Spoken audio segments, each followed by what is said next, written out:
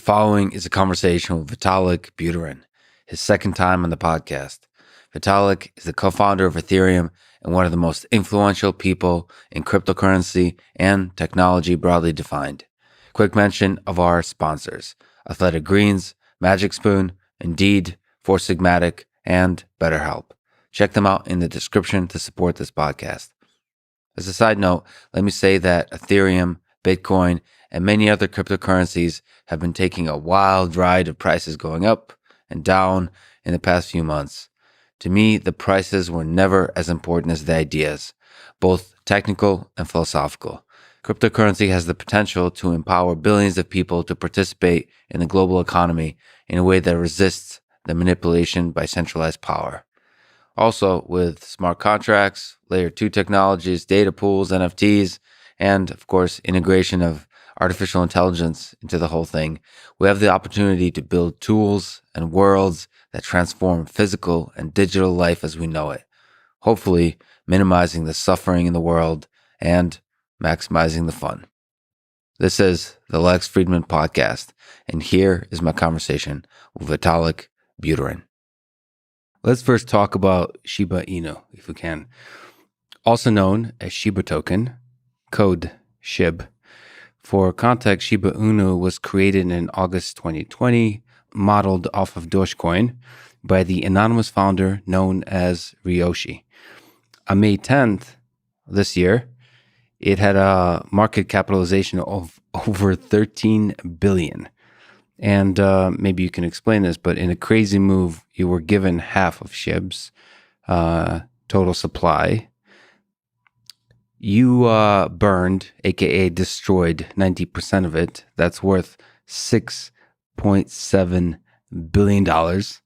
And you donated 10%. That's worth $1.2 billion at the time to an India COVID-19 relief fund, saying you don't want to be the locus of this much power. This is fascinating. Why and how were you able to walk away from this much money and this much power? So I should probably start by giving some of the backstory around these coins and this concept of giving me coins.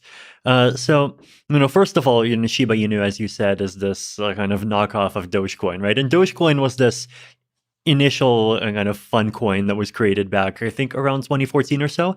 And it was just created by Jackson Palmer and put it out as a joke for a couple of hours, and a community formed around it. And at the beginning, people didn't take it very seriously. I actually remember putting about $25,000 into Doge sometime around 2016. And I just remember just thinking to myself, okay, how am I going to explain to my mom that I just invested $25,000 into dog coins? And what even are dog coins? The only interesting thing about this coin is that there's, a logo of a dog somewhere.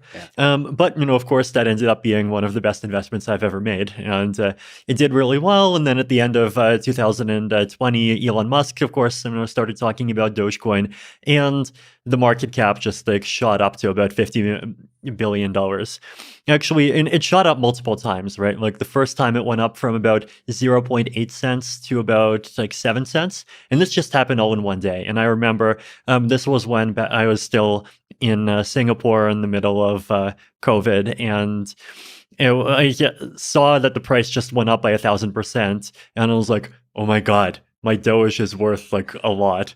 And so I immediately called up some of my friends and told them to drop everything and scramble. And I sold half the Doge, and I got $4.3 million, donated the proceeds to give directly.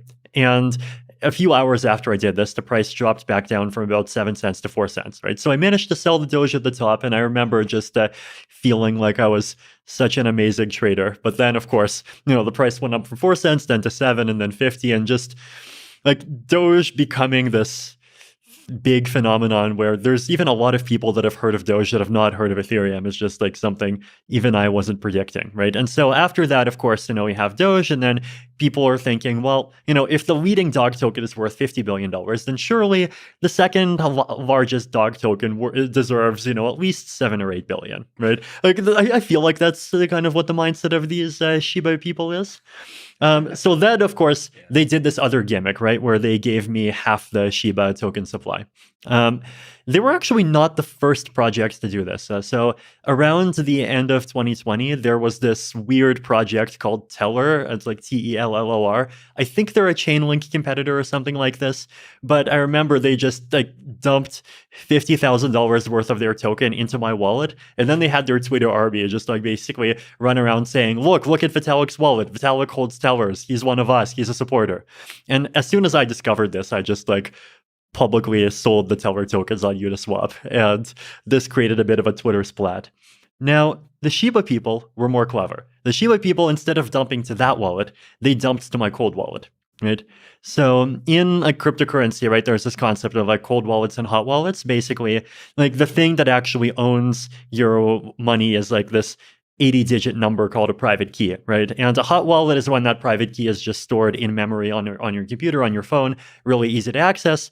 Cold wallet means it's either written down on a piece of paper, or it's on a computer that's just never accessed the internet, right? So cold is very inconvenient, but cold is also much more secure, right? Because even if that computer has some like viruses on it, like it's like air gapped, it's not actually going to be able to upload it. So this cold wallet, and like all the money is out of the cold wallet, so it's safe for me to talk about my setup now, right? But it was a laptop that was sitting in Canada, and I also had 2 pieces of paper where I wrote down 2 numbers on those 2 pieces of paper. Mm-hmm. One was with me, one was in Canada, and if you add those 2 numbers together, you get the private key. So because of COVID travel restrictions, and this is this cold wallets in Canada, like it's very difficult for me to actually access it, right? And I'm not sure if they knew this. Maybe they just got lucky. But like basically, they sent a lot of these dog tokens into this wallet where it was very difficult for me to access it. But then I saw these dog tokens, I saw more and more people talking about them, and then at some point I realized that like, hey, these things are worth billions of dollars, and like, there's lots of really good things that you could do with that amount of money, and it would actually be a waste to just like see it go. So I made the decision that like I would actually power through and figure out how to like safely like basically get my private key. I actually had to call up my family, tell them to read out their number off of their piece of paper. I entered that into a fresh laptop that I bought from Target. Then I put in my other number on my piece of paper, added the 2 numbers together on the computer. There's the key. And at the same time, like just scrambled for 2 days, setting up a new wallet where I could move my ETH to safely, like getting people to be multi-sig partners, just like doing all sorts of like stuff that 10 years ago you would expect to just be part of a cyberpunk science fiction novel, but now it's all real. So you're doing this all by yourself, essentially. Most of it by myself. So you have to keep it secret, right? And I needed my family to actually like go and read the number on their piece of paper, and then I in my new multi-sig wallet, like there's other people that are signatories, but I'm obviously not going to reveal any details beyond that.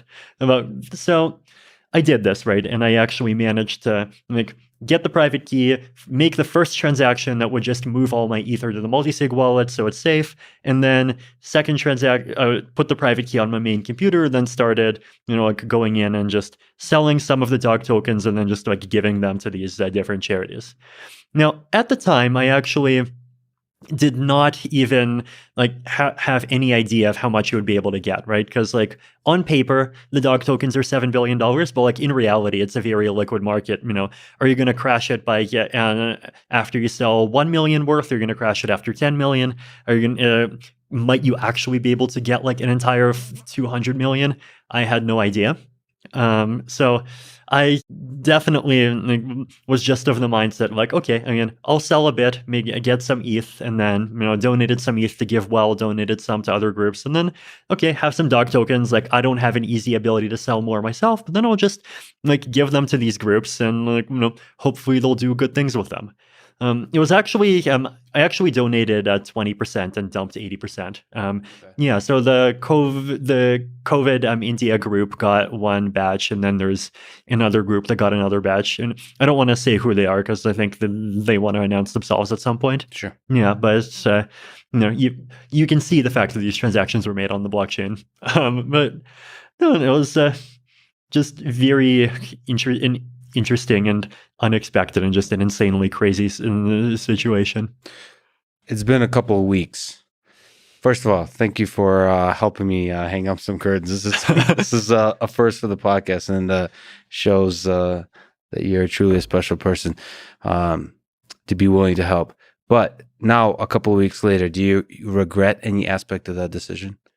I'm sure there are some things that I probably could have done better. Like I was actually talking to some of these charities, and I was impressed by just how much money they managed to get out of selling some of these coins.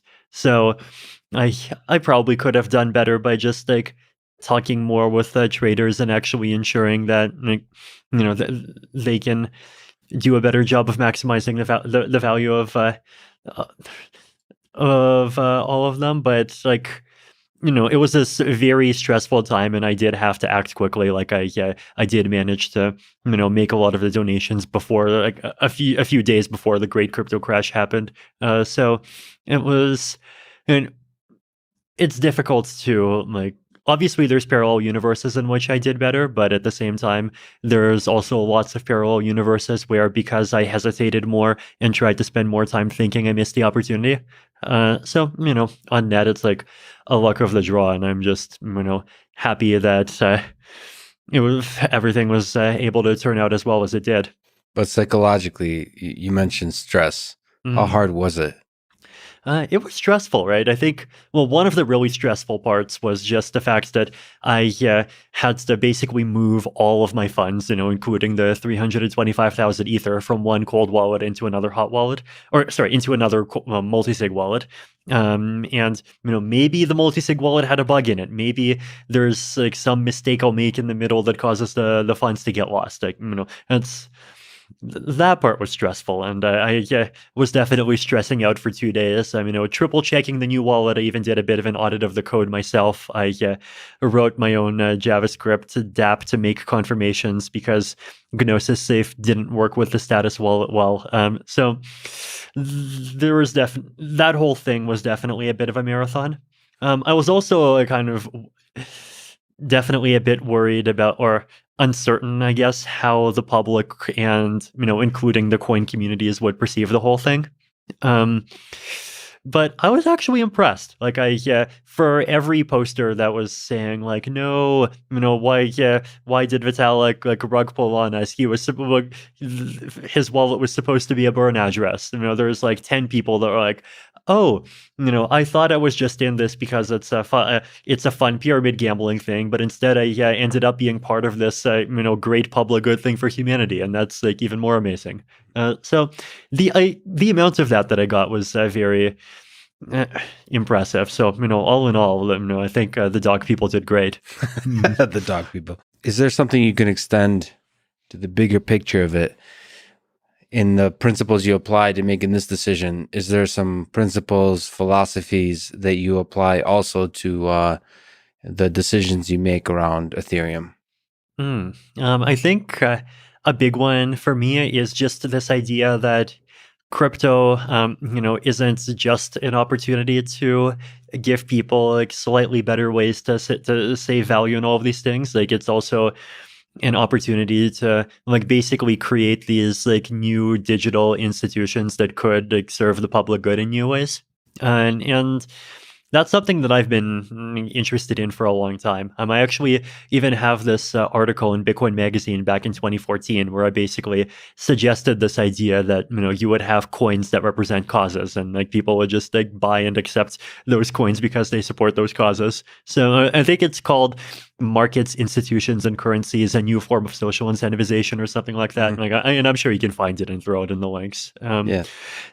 So that was interesting to kind of see becoming real. And like in general, right, I think, public goods are very important, and on the internet, public goods are even more important, right? Like every single Lex Friedman podcast is just on YouTube, and anyone can go and see it. Like there's no way for you to like sell it and so that some people can see it, but then other people can't see it. Like, you could do that, but then you'd obviously be reducing your impact. So thank you for making the amazing Lex Friedman podcast so freely available. Well, that's actually a tense thing is how do you do it in a way that's not controlled in a centralized fashion? Because actually YouTube feels free and open, but it nevertheless is one company making centralized decisions. And the first time I realized YouTube is not forever is when a lot of the Joe Rogan Experience library was pulled from YouTube as part of the Spotify deal. And it made me realize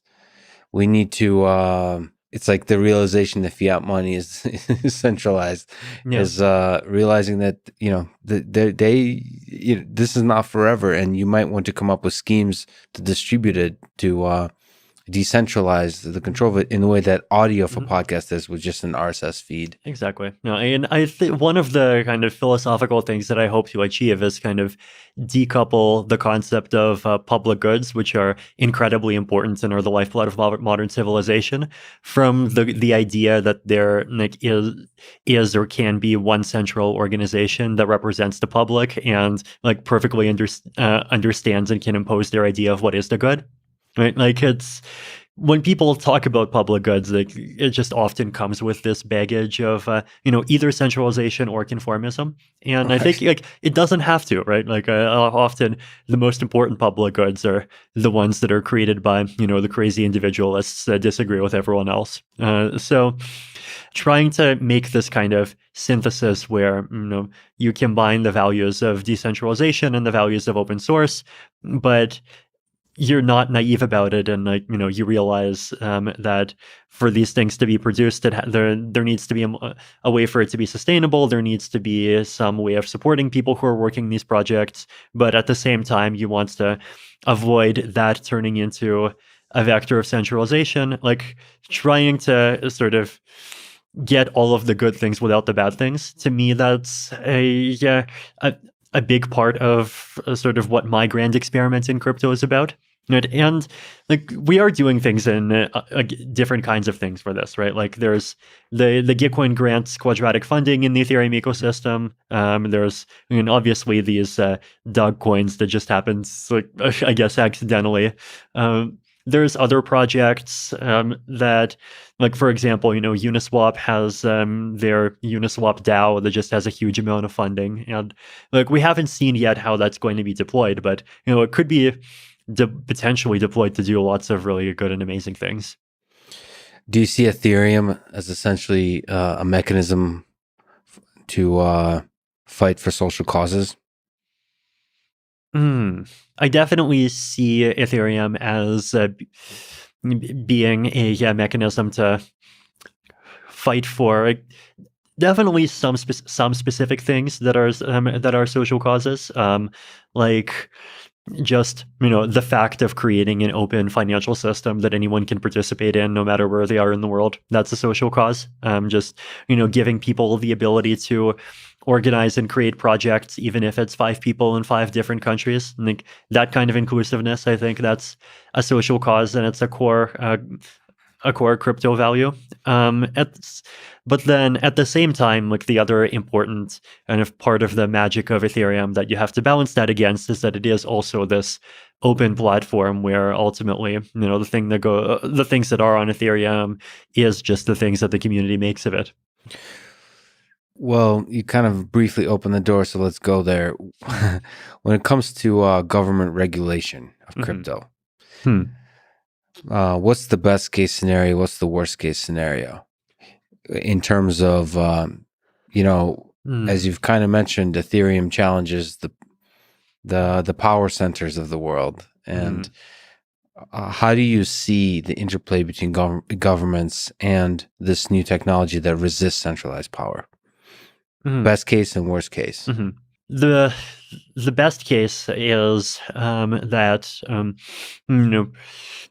blockchains continue to prosper and we figure out scalability so that people can actually start doing things on all of the amazing use cases that people have been talking about, instead of today where a lot of the great stuff gets priced out because transaction fees are at $5 to $10. And then we see a lot of different amazing applications happening on blockchains. It could be like DAOs creating new ways for people to interact and organize with each other, new ways for artists to get funded, and just all sorts of these amazing things.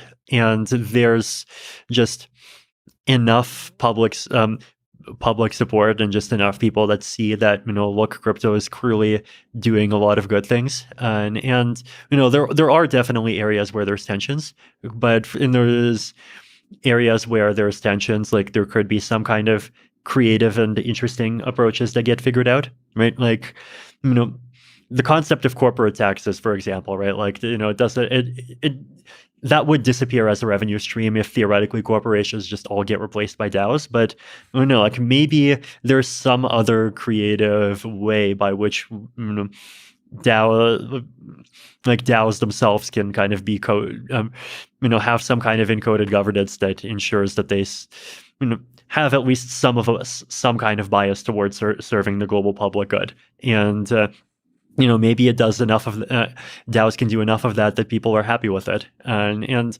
there are going to be things that people are unhappy about. There's always going to be the people that wants to surveil everyone. But if on the kind of effect of crypto from just empowering people is greater than that and greater than that in a way that people can just easily see, then that would be a good scenario, right? And we'll just become kind of incorporated and accepted the same way as happened with the internet. But the worst case scenario would, of course, be just like people suddenly, flipping and going into moral panic mode and just, oh my God, like this technology is used by insert bad group of the day. And then I don't think governments have the ability to ban crypto to the extent of just preventing blockchains from existing, but they definitely have the ability to really marginalize it, right? Like if you just ban all exchanges, and ban all links from the fiat ecosystem to crypto, and you ban all kind of mainstream employers from accepting or paying in cryptocurrency, then you can successfully turn it into a fairly kind of niche countercultural thing that has much less impact than it otherwise would. So it's somewhere between the good scenario and the bad scenario. I'm obviously hoping for the good.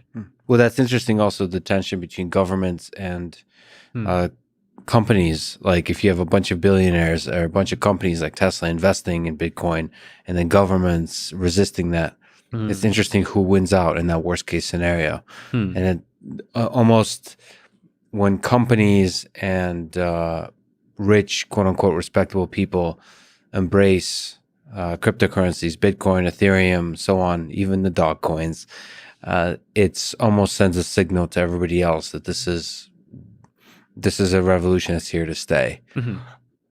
On this one little tangent that you brought up, this is almost an outdated idea, but it's still with us, which is cryptocurrencies are used for illegal activity, for drugs, for crime, and so on.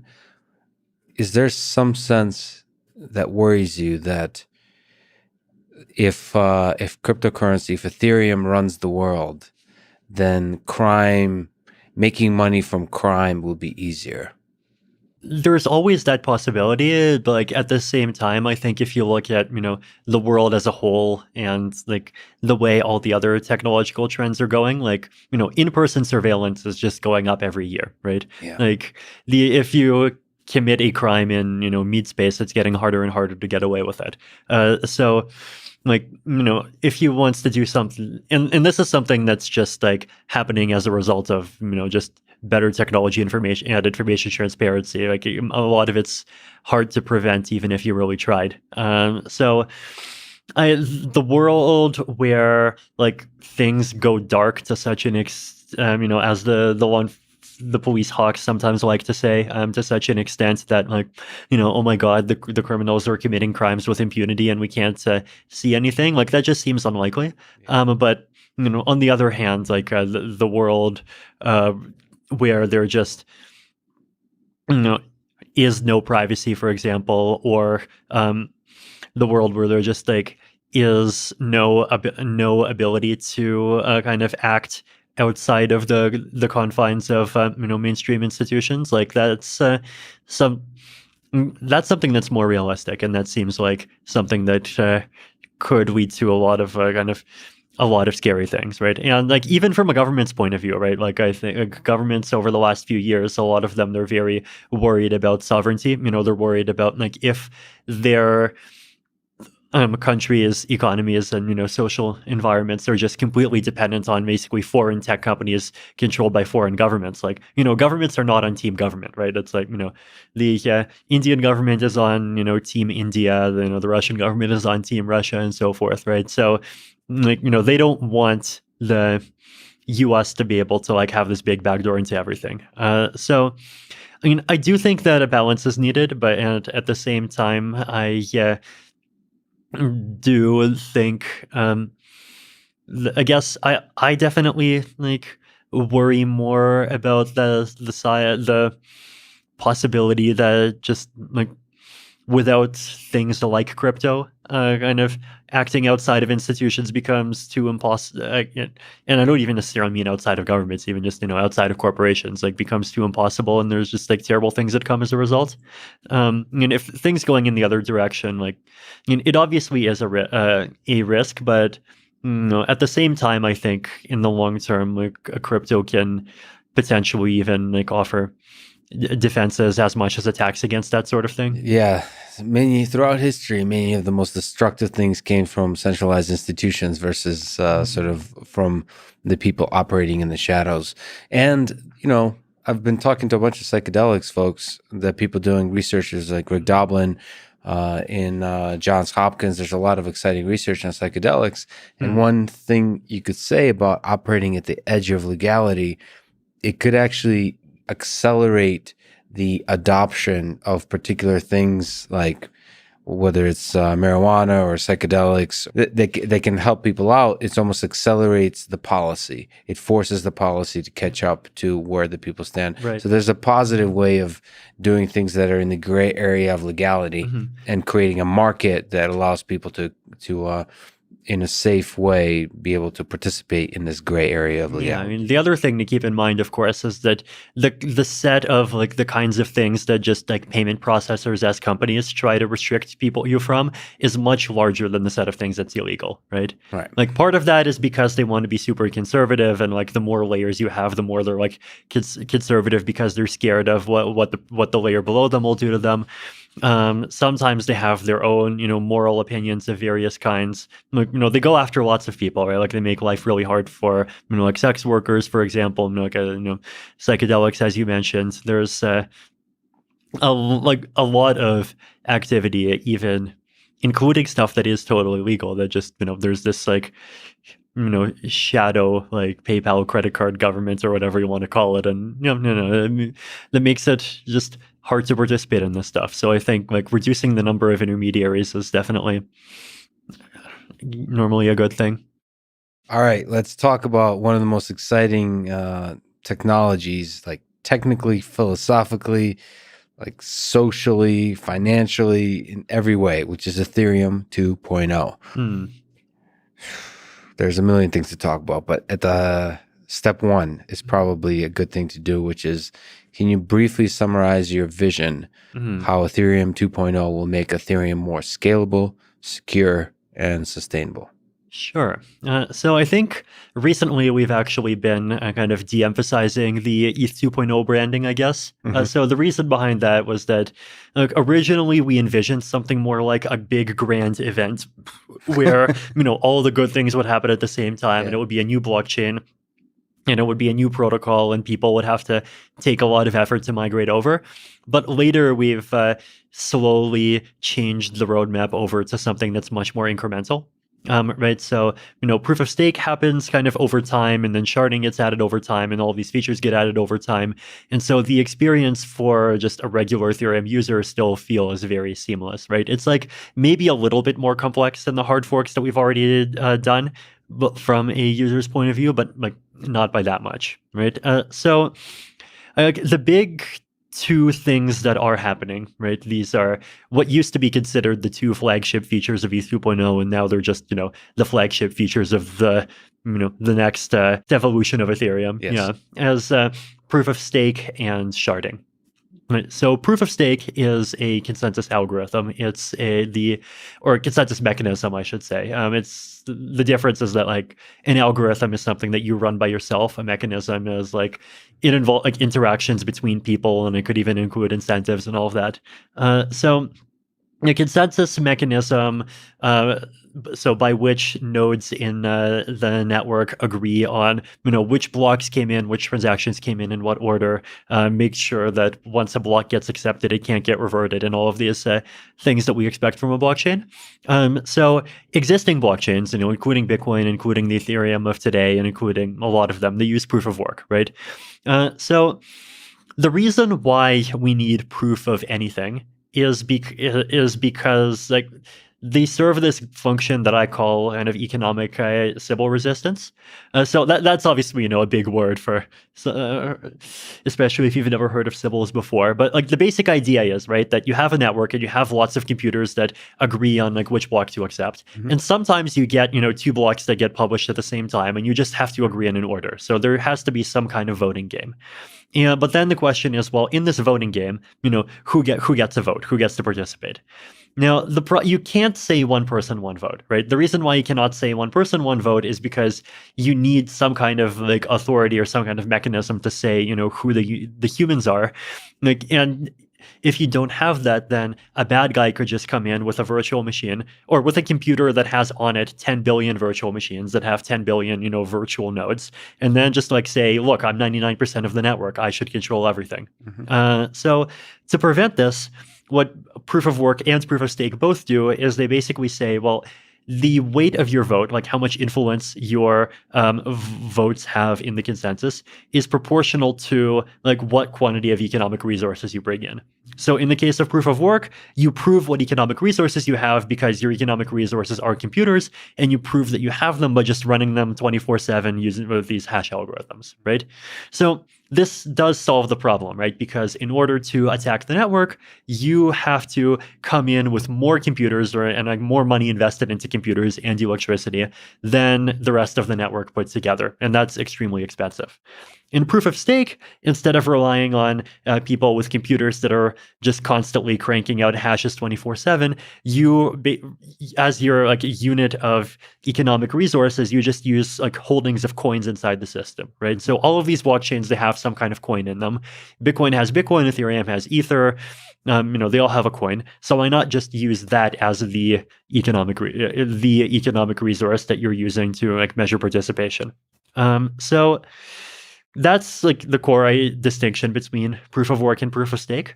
I like proof of stake, and I've liked proof of stake for many years, basically because like it just requires much less ongoing resource consumption. Right, like with proof of work, you have to like actually go and buy these physical computers, and these days, they have specialized hardware, ASICs, application-specific integrated circuits.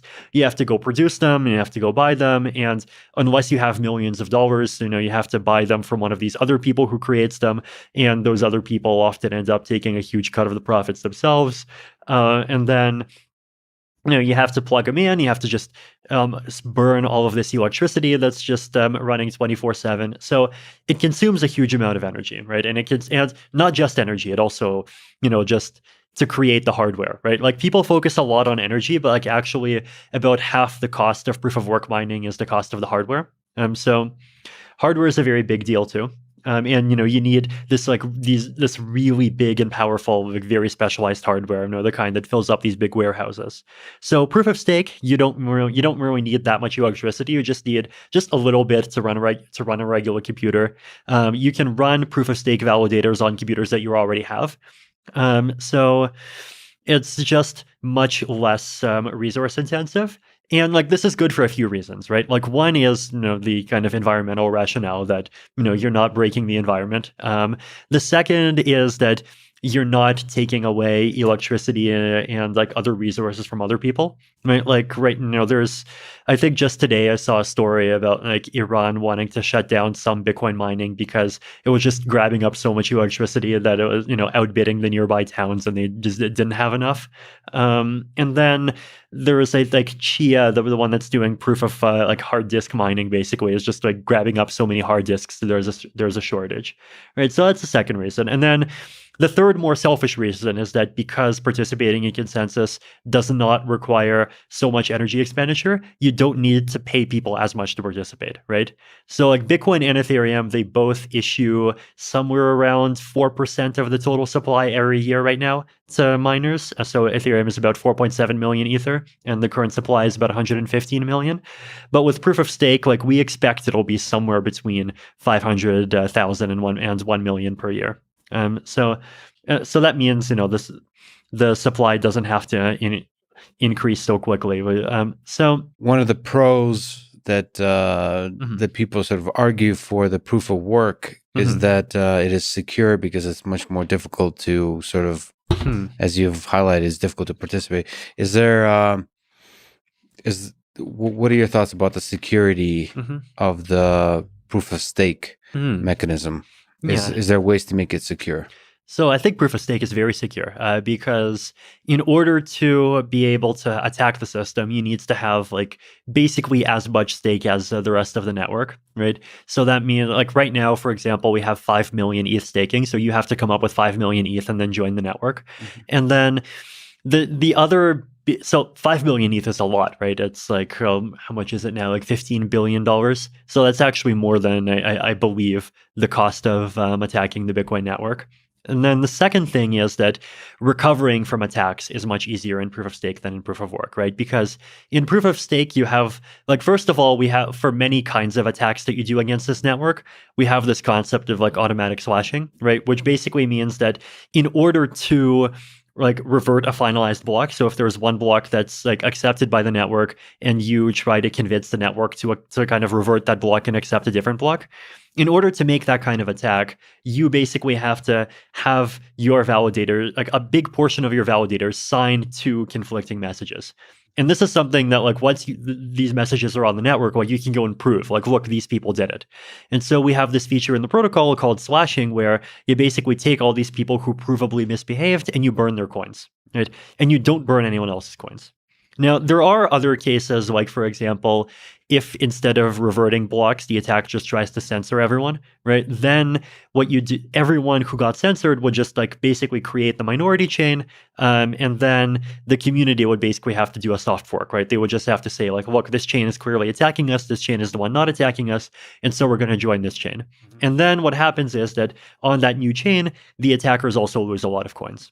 Right. Yeah. So the difference between proof of stake and proof of work is that in a proof of stake system, like you can identify specific participants and you can say, these, and like this isn't like, a human going in and saying, I don't like you, I don't like you, I don't like you. This is like automated, right? You can So the slashing process is automated. Yes. Is there ways it can go wrong? So that's a painful process where the coins are burned. It is painful, yes. I think, the one big unknown, of course, is like if an attack actually happens, and like if an attack happens that requires the community to actually choose one of these minority forks, then like what would the community actually successfully coordinating on this look like, right? Like it's like we can talk about it and we can write like science fiction novels about it, but like until it's happened, you don't really know the details of like what it looks like and how difficult it is. What are the channels of communication for the community? If you can enlighten me a little bit, like what, Mm. Mhm. in many ways in the political realm, Mhm. Twitter is often used as a way to kind of have these emergent phenomena of Mhm. large groups of people coming to a consensus Right. about a particular idea. And Mhm. then there's battle for consensus. What's Hmm. in the Ethereum community, Mhm. how do people, what are the sources of natural language based communication that have an emergent belief structure that you would Mm. say? Or is it all So through money? Is it all through trading that the no, I think communication happens? there's definitely talking as well. I mean, like we have to agree on protocol changes somehow, right? Like there's Twitter, there's Reddit, there's GitHub, there's all of the various Ethereum forums, Ethereum magicians, Ethereum research. There's just in-person communication. Then there's just kind of like the hidden web of everyone talking to everyone on Telegram, Yeah. or Signal. So it's like some of everything, right? But I think like the thing to emphasize around like can you actually come to consensus on whether or not to fork the chain because the attacker is censoring everyone, just for example, is like everyone who's running a node is going to see almost the same thing, right? Like they're going to be off by a few seconds, and like maybe they'll be off by a few minutes. They'll disagree by a few minutes, but like if it's a serious attack, people are going to know, right? It's not like one of those things where, we're trying to agree on like, I don't know, did Epstein kill himself or like some, random Yeah. political fact where like in reality, no one knows a single thing about what's actually going on and they're all speculating. Like it is much more visible, right? So we do have that, but at the same time, I'm happy to admit that like these are fairly untested mechanisms, but like at the same time, they're also untested mechanisms in proof of work, right?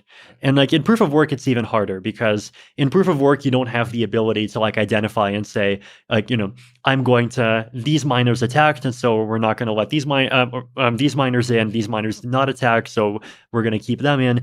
Like you have to pretty much, either take out none of the miners, or you do a fork that changes the proof of work algorithm, which takes out all of the miners, right? So the economics of like recovering from attacks in proof of work, at least to me, actually do seem like more unfavorable. But I'm sure the proof of work people you talk to will give very different and contradictory opinions, and that's totally fine and amazing. Some people describe MEV, miner extractable value, as an existential risk to Ethereum. What is MEV? How important is it to solve an MEV? If it's important, what ideas do you have? Sure. How about after this one, we'll also talk about sharding, because it's amazing and it's part of it. We'll return back to sharding, and we'll return to the big picture of the scaling problem, as you mentioned. I love this conversation. Depth first search instead of breadth first. So basically, okay, MEV, miner extractable value.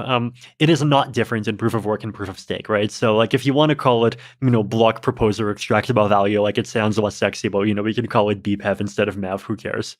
But this is a problem in both proof of work and proof of stake. Yes. So the basic idea is that if you have the ability to choose which transactions go into a block and in what order, then you have the ability to like take advantage of that position for economic gain in a lot more ways than just collecting transaction fees, right? Like for example, there's decentralized exchanges on chain like Uniswap.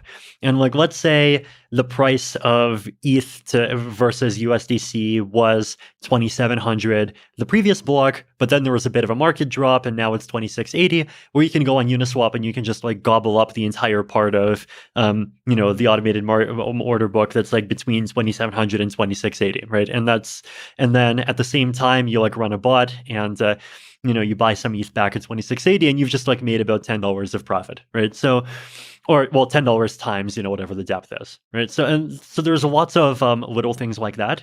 There's also things that involve like front running other people's transactions. So one example of this would be that if someone sends a transaction that says, like, I don't know, buy me 5 ETH for whatever price that you can get, but with a maximum of let's say $15,000, then you can go and like you can put a transaction right in front of that transaction, and you can like buy up that ETH first, and then you resell it to him at $15,000 minus one. So and then you get to make a little bit of money that way. Exactly. So there's a lot of these different like arbitrage, front running, back running, these different tricks that allow block proposers to get some percentage on top, like overhead. Exactly. Okay, and the reason why this is a challenge is because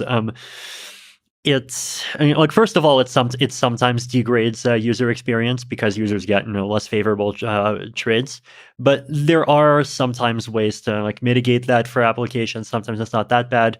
But like the bigger risk that I think some people consider more existential is that there's just much more economies of scale in figuring out how to extract all this revenue.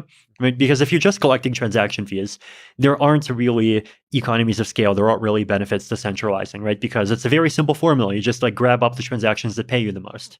But with MEV, there's all these sophisticated algorithms. And if you have lots of money, then you can hire really smart people to make amazing algorithms. And then you can use the other half of your money to get a lot of mining power or a lot of stake. And you get a lot of opportunities to use your even better algorithms. So there's this risk that like as a result of this, mining is basically or even validating proof of stake is going to centralize. So I think the ecosystem's best reply to this sort of risk, and it's the direction where projects like Flashbots are going already, is if you can't eliminate the centralization, then you try to firewall it, right? And the way that you firewall it is you basically say, we're going to try to deliberately create a marketplace where people can just do the complicated work of creating what are called bundles, like bundles of transactions that like are very profitable, right? And then at the other side of the market, you just have like block proposals reminders that are just dumb nodes, and they go and ask the what are called searchers, the bundle creators, and they just ask like, hey, like how much can you give me if I put in your bundle? And then they just take the highest offer, right? So you sort of separate out the task, and you have the easy part, and then you have the hard part, and you have like this special class of actor called a searcher that does the hard part, and then the easy part, the people doing the easy part, which is just miners and validators, they kind of just talk to all the different people doing the searching, and they just accept the highest bidder, right? So, and this is also just like an interesting example of like economic design philosophy, right? Like sometimes you can't just like make centralization go away. Sometimes it's inevitable, but at least you can try to kind of contain it. You can direct it, or you can even sort of firewall it away from core consensus, the parts that really do need to be decentralized. So, but you don't see it as an existential risk. It's just it's a bit of a problem that has to be constantly dealt with. It's a risk. Like there's obviously a risk that it's a very severe problem, and that even this Flashbots approach has some fatal flaw or whatever. Yeah. But I'm definitely we're definitely approaching it with the mindset of this is a problem, and like yes, we do have to do some work to solve it, but we're doing it, and so far it's being solved.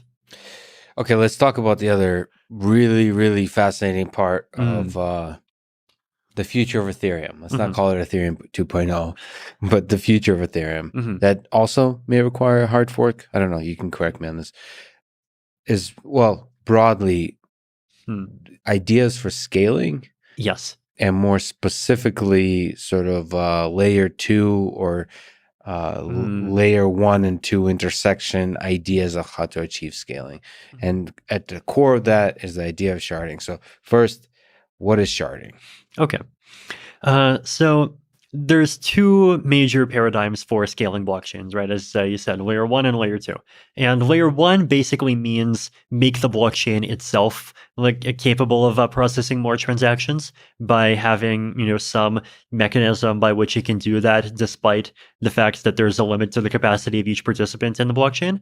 And then layer 2 says, well, we're going to keep the blockchain as is, but we're going to create clever protocols that sit on top of the blockchain that still use the blockchain and then still kind of inherit things like the security guarantees of a blockchain.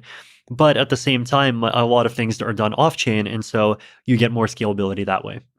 So in Ethereum, the most popular paradigm for layer 2 is rollups, and the most popular paradigm for layer 1 is sharding. So one way to achieve layer 1 scaling is to increase the block size. Yes. Hence the block size wars, quote unquote. And you actually tweeted something about people are saying that Vitalik changed his mind about he went from being a small block. It went from being big to small. Big to small. To them. And but you said I've been a medium blocker all along. So maybe you can also comment on the very basic aspect before we even get to sharding of where you stand on this block size debate. Sure. So the way that I think about the trade-off is I think about it as a trade-off between making it easy to write to the blockchain and making it easy to read the blockchain. Right. So when I say read, I just mean, have a node and actually verify it and make sure that it's correct and all of those things. And then by write, I mean send transactions. So I think for decentralization, it's important for both of these tasks to be accessible. And I think that they're like about equally important, right? If you have a chain that's too expensive to read, then everyone will just trust a few people to read for them. And then those people can change the rules without anyone else's permission. But if, on the other hand, it becomes really expensive to write, then everyone will move on to basically second layer systems that are incredibly centralized. And that takes away from, decentralization and self-sovereignty as well. So this has been my viewpoints pretty much the whole time, right? It's that you need this balance, and going in one direction or the other direction is very unhealthy. In the Bitcoin case, basically what happened was that Bitcoin originally, like at the very beginning, it didn't really have a block size. It just had an accidental block size of 32 or a block size limit of 32 megabytes because that just happens to be the limit of the peer-to-peer messages. But then, interesting. I didn't even know that part. yeah, but then interesting. Satoshi back in 2010 was worried that even 32 megabyte blocks would be too hard to process, so he put the limit down to 1 megabyte. And I think By put, you mean sneaked in there. Yeah, just like made an update to the Bitcoin software that made blocks bigger than one. I think it's 1 million bytes invalid. And I think the impression that most people had at the time is that, this is just a temporary safety measure. And over time, as we become more confident in the software, that limit would be and like raised somewhat. But back then, when the actual usage of the blockchain started going up, and then it started going up first to 100 kilobytes per block, then to 250 kilobytes per block, then to 500 kilobytes per block. There started kind of coming out of the woodworks this opinion that like, no, that limit should just not be increased. And then there are all of these attempts at compromising, right? First there was like a proposal for 20 megabyte blocks. Then there was the 248 proposal, which is a bit ironic because the 248 proposal started off being like a small block negotiating position. But then when the big block people came back and said like, hey, aren't we going to do this? They're like, oh, no, we don't want the block size increases anymore. So there were these two different positions, right? The small blockers, I think they valued 1 megabyte blocks for two reasons. One is that they just like really, really believe in the importance of being able to read the chain. But two is that a lot of them really believe in maintaining this norm of never hard forking, right? So the difference between a hard fork and a soft fork is basically that in a soft fork, blocks that were any block that's valid under the new rules was still valid under the old rules. So if you have a client that verifies according to the old rules, then you'll still be able to accept the chain that follows the new rules. Whereas with a hard fork, like you have to update your code in order to stay on the chain. And look, they have this belief that soft forks are kind of either less coercive than hard forks, which, by the way, I completely disagree with. I actually think soft forks are more coercive because, like, basically they force everyone who disagrees to sort of go along by default. Or they have this opinion that there's like, it's more difficult to abuse soft forks to do really mean things or that like completely violate people's expectations, like increasing the supply, which is like, I think there is some truth to that. So because of, these reasons, they just say we're only going to do soft forks and we want to just not do any hard forks. And they eventually discovered this idea called segregated witness that allows for like a very tiny block size increase to like the equivalent of about 2 megabytes with a soft fork. It's just a really like weird and devious trick. Like basically what they do is they take the signatures of transactions and then they put them outside of the block, and then they add an extra rule that says that like for a block to be valid, the block has to come with a separate like basically extension block that contains all of the transaction signatures. Right. So, when you measure it according to the old rules, like, hey, it adds up to less than 1 million, but actually there's this extension block that the old protocol doesn't even know about. So it's a hack that seemed to work to in a small way extend the size of the block size. But so, small block side was like happy with these very low levels of block size, and then the big block side wanted to expand to, at the very least go to 4 megabytes, then, maybe 8, 20. There's disagreements within there as well. I definitely was favoring the big side the whole way through, as you can probably tell. But even though, so the argument against the big is that it makes things more centralized. Yes, because fewer people can run a node that verifies the chain, and also because any of these things would require a hard fork, and hard forks are inherently risky. Do you think there's truth to that?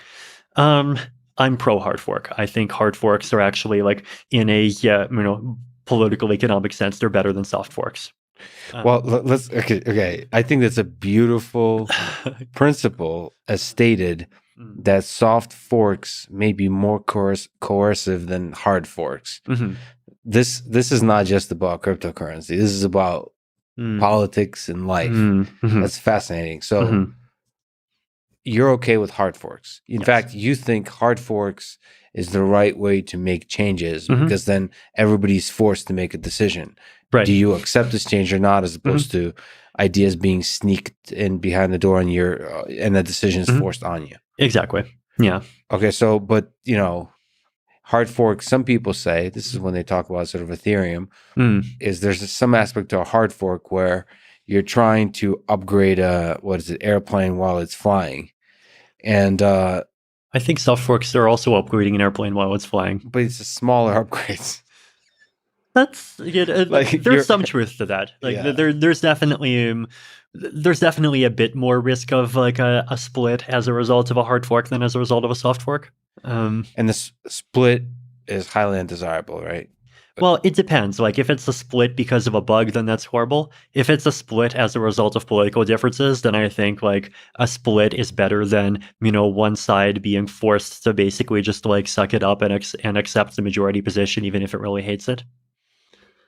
Well, there's also political connections throughout the history of the United States. It's like sometimes groups of people that strongly disagree with each other should be forced to work it out. Even when a split seems like an easy thing in the short term.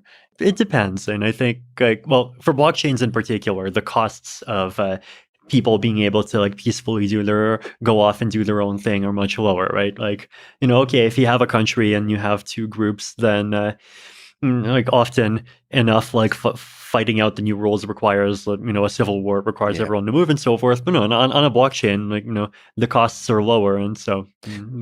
So if you were to look at the way things worked out with the block size wars and there was a split, what is it, Bitcoin Cash and Bitcoin.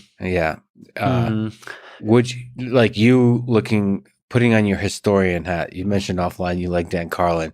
So if Dan Carlin were to do an episode on the on the block size wars, do you think it could have turned out better, or do you are you okay with the way it turned out? I'm definitely disappointed with what happened with the big block side. I think the source of my disappointment is that like one of the things that you notice when just looking at like these political disagreements generally, especially when you have environments where, they're authoritarian or like single party dominated, and then there's some opposition party, and the opposition often has like very legitimate grievances, but at the same time, the thing you notice is that often enough the opposition just sucks, right? Like it just doesn't have, political capacity. It doesn't have like the ability to come up with policy, because its entire culture is like designed around resisting much more, and then it's designed around like, actually debating serious policy trade-offs. And I worry, or I guess not so much worry because it's already happened. I unfortunately think that Bitcoin Cash ended up being a victim of this, right? Like, first, there was a split with Bitcoin Cash, and then, of course, Craig Wright came in, and Craig Wright was this basically scammer who just keeps on pretending that he is Satoshi Nakamoto, the inventor of Bitcoin. Hey, Craig Wright's legal team, do you hear me? Yes, I still think your client is a scammer, so sue me. This is definitely going to be depth first search, because I got to ask you about Craig, because there's people have been contacting me, and I'm trying to figure out like what is up with this human being. So for people who don't know, there's somebody who is let's start. There's Satoshi Nakamoto, who is the creator of Bitcoin, who's anonymous. And actually most really big people in the cryptocurrency space do not, like yourself and others, do not dare claim that they are, even for fun, Satoshi Nakamoto. In fact, if Satoshi Nakamoto is still alive and is like, if say you were Satoshi Nakamoto, it seems like the thing he would do is probably, or she is try to remain anonymous. On the flip side of that, there's a guy named Craig Wright who continually keeps claiming that he is in fact Satoshi Nakamoto and keeps suing a lot of people. So on him, if we could just linger on him, what do you make of this character? What are we supposed to make of this character? Should he be ignored? Is there any possible truth to his claims? What do you make of him? the analogy that's at the top of my head will get a bit political, but Oh boy. that's fine. You've had Michael Malice. So I guess I view Craig Wright as being kind of like a Donald Trump figure. Yes. In that, like, he's not very intellectual, but I think he gets a big audience because he says things that like play to the resentments that people have, and he says things that people want to hear. Right, like in the wake of this block size war, the big blockers did feel very disenchanted. Like they felt that Bitcoin always had this vision that we were supposed to just keep increasing the block size, and Bitcoin is peer-to-peer cash. It says so in the white paper. And then this elitist clique of core devs just like came in and said, no, we're going to impose this totally different vision. And if you ever want your scalability, you'll have to wait for us to create this totally unproven fancy technology called the Lightning Network that works under completely different principles. And they were very angry at this, and I mean, I think a lot of that anger is justified. But at the same time, when people are in that mental state, like it's very easy for you to just kind of like latch on. And if you find someone who expresses anger at the same things that you're angry at, and also like it seems like someone who's strong and seems like someone who might be good to rally around, it's very easy to just like get behind that. But that extra part about where he's Satoshi Nakamoto, I don't understand why that's necessary. I think that's he could have done it without that, but that just it's a marketing strategy. Like it sort of gives him more salience. Like there's other big block personalities, right? But what's the difference with Craig Wright? He's not just a big block personality. He's potentially Satoshi, and he did say all the big block things, right? Like he talked about how, the concept of a fee market is fundamentally like economically wrong, and it should be a free market, and you should be able to have blocks as big as you want. Like he repeated all the talking points, and so a lot of people were kind of sucked into that, right? And so he unfortunately was able to basically dominate a big part of the Bitcoin Cash community for a long time, and then eventually, of course, more and more people started to catch on. He would just say technical things that are completely wrong, right? Like one example of this that I remember is that he mixed up the concept of 256 bits and 2 to the power of 256 bits, right? So, the difference is it's like the difference between, 80 and the concept of 80-digit numbers, right? And because of this, like he made this argument that said that Bitcoin's elliptic curve is friendly to cryptographic pairings. Like you don't have to understand what that is, but if you want to know, I have articles on both at vitalik.ca. But basically, he made this like technical argument that really hinged on this point, and then when people pressed him on it, it's like, yes, what? No, like what? Look, exactly. The height is like what 2 to the 256 bits. That's a very tiny amount of information. No. 2 to the 256 bits is more than the amount of information in the universe. And like he, equivocated and kind of like preyed on people's inability to understand that mathematical nuance. And I called him out, and eventually I even called him out in person at this conference in Seoul. Like I just stood up and asked hey, conference organizer, why are you letting this fraud speak at this conference? Yes. And I remember even some big blockers at the time getting angry at me. But eventually they did get rid of him, and then Craig Wright was forced to split off because the rest of the community refused to accept some network change that he wanted. And so then there was the BCH and BSV. And then in the Bitcoin Cash community, there was this drama of, are they going to add a developer fund where they redirect 12.5% of the revenue from the miners to the devs? And according to the libertarian non-aggression principle, is this technically theft?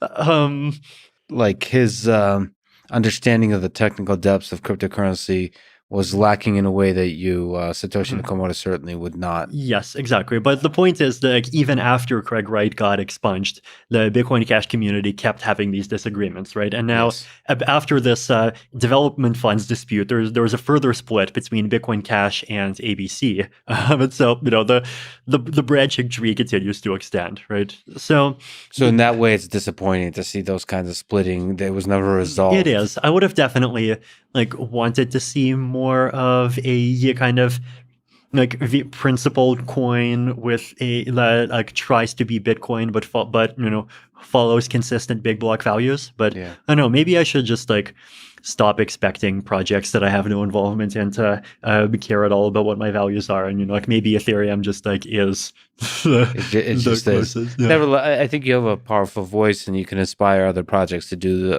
to live up to their best possible selves. Okay, so that's the level. That's the layer one approach. The other layer one within Ethereum is the idea of sharding. Yes. What the heck is sharding? Okay. What does the future of sharding look like? Right. So to summarize that big, long tangent that we just went It's a beautiful tangent, by the way. It's an amazing tangent. And I think like crypto is just one of the most underrated aspects of crypto is I think how you can like analyze the, the sociology and the politics and the anthropology. And like, and I'm sure Dan Carlin would have fun exploring the space at some point. But like the core trade-off, right, is that if you scale blockchains the dumb way just by increasing the parameters, then eventually you just make it harder and harder to participate as a node, and you end up with a system where there's like 20 computers running the whole thing, and it's just very centralized. So sharding basically says, well, instead of just increasing the parameters, what we're going to do is we're going to change the blockchain architecture in such a way that each individual node in the blockchain only needs to store a small portion of the data and only needs to process a small portion of the transactions. So you can think about it as being like inspired by BitTorrent, right? Like on BitTorrent, there's no such thing as a BitTorrent full node that has every movie, right? The work is like split up among a huge number of computers, and like that makes sense. That's the only sane way to scale a system like that. And if they actually tried making a version of BitTorrent that required full nodes that store every movie, then it would have like zero censorship resistance, and it would just like be dead in an instant. So the challenge with taking that model and applying it to blockchains, right, is that blockchains aren't just about like spreading data around. They're about agreeing on exactly what data was spread around and ensuring that everything that you agree on actually is correct. And so you have this paradox where, let's say you want to have a system that supports 10,000 transactions a second, but each computer in the network can only personally verify 100 transactions a second. So how can each computer get a guarantee about the other 9,900 without actually going and verifying them themselves? And it turns out that there are some like a bundle of different tricks that can do that, right? So like one of them is just random sampling. So the idea behind random sampling is like, let's say for simplicity, this is a proof of stake chain, and you have 10,000 validators. Validators are like, the stakers. And like for simplicity, we'll assume they all have the same number of coins, right? If someone has more coins, we'll just kind of split them up and pretend they're 10 stakers. Then you do like some random shuffling, and you basically say these random 100 validators are assigned to validate this block. These random 100 validators are assigned to validate this block. These random 100 validators are assigned to validate this block. And so each individual computer only gets assigned to validate like a small piece. But then the way that the information about like what's valid gets passed around, right, is that when these 100 participants validate a block, they all sign a message basically saying like, yes, we agree that this block is valid. And then like they combine that signature into one, and then they broadcast that signature. And then everyone else, instead of verifying the blocks directly, just verifies that signature, right? And so if I see the signature, I'm not directly convinced that that block is valid, but what I am convinced of is that out of this committee of, or this randomly selected group of 100 validators, let's say at least 70 of them agree that this block is valid. And so if I trust that the majority of these participants are all honest, then because it's all randomly selected, the attacker can't just like force themselves into one committee. And so, the attacker is going to be evenly spread out too. And so if the entire set of validators is mostly honest, every committee is going to be mostly honest, and so like bad blocks are not going to go through, right? So that's like one simple form of sharding. There's also other more clever things that you can do. So for example, there's this concept of ZK snarks, right? I'll call it zero knowledge proofs. So this is the idea that you can make a cryptographic proof that says, I verified or I ran some complex computation on this piece of data and I got this answer. And so if you make these kinds of proofs, then like if you see a ZK snark that says some block is valid, then you're convinced that that block is valid. And even if everyone in that committee is evil, like they have no way of making a valid proof for a bad block, right? Like because the proof itself, like it is a proof that you did the computation, where that proof is much easier to verify than just running the computation yourself. And there's once again super awesome mathematical cryptographic magic behind making ZK snarks work. So it gives you a little bit of a leg up over the 51% honest Exactly. assumption. So it's a little hack that improves upon the random sampling thing. Exactly. And like there's other hacks, right? Like there is another hack called data availability sampling that allows you to make sure that the data in the blocks was actually published. But like basically, like if you stack a couple of these tricks on top of each other, you can create a system where like I, as an individual participant, can be convinced that everything that's going on in this distributed blockchain thing is correct without actually personally checking more than like a percent of it. So that's sharding. That's sharding. But as I understand, maybe correct me on this, is in the space of Ethereum, the sharding happens on some fixed number. Like the split is on some fixed number. I think it's 64 is the currently sort of proposed number.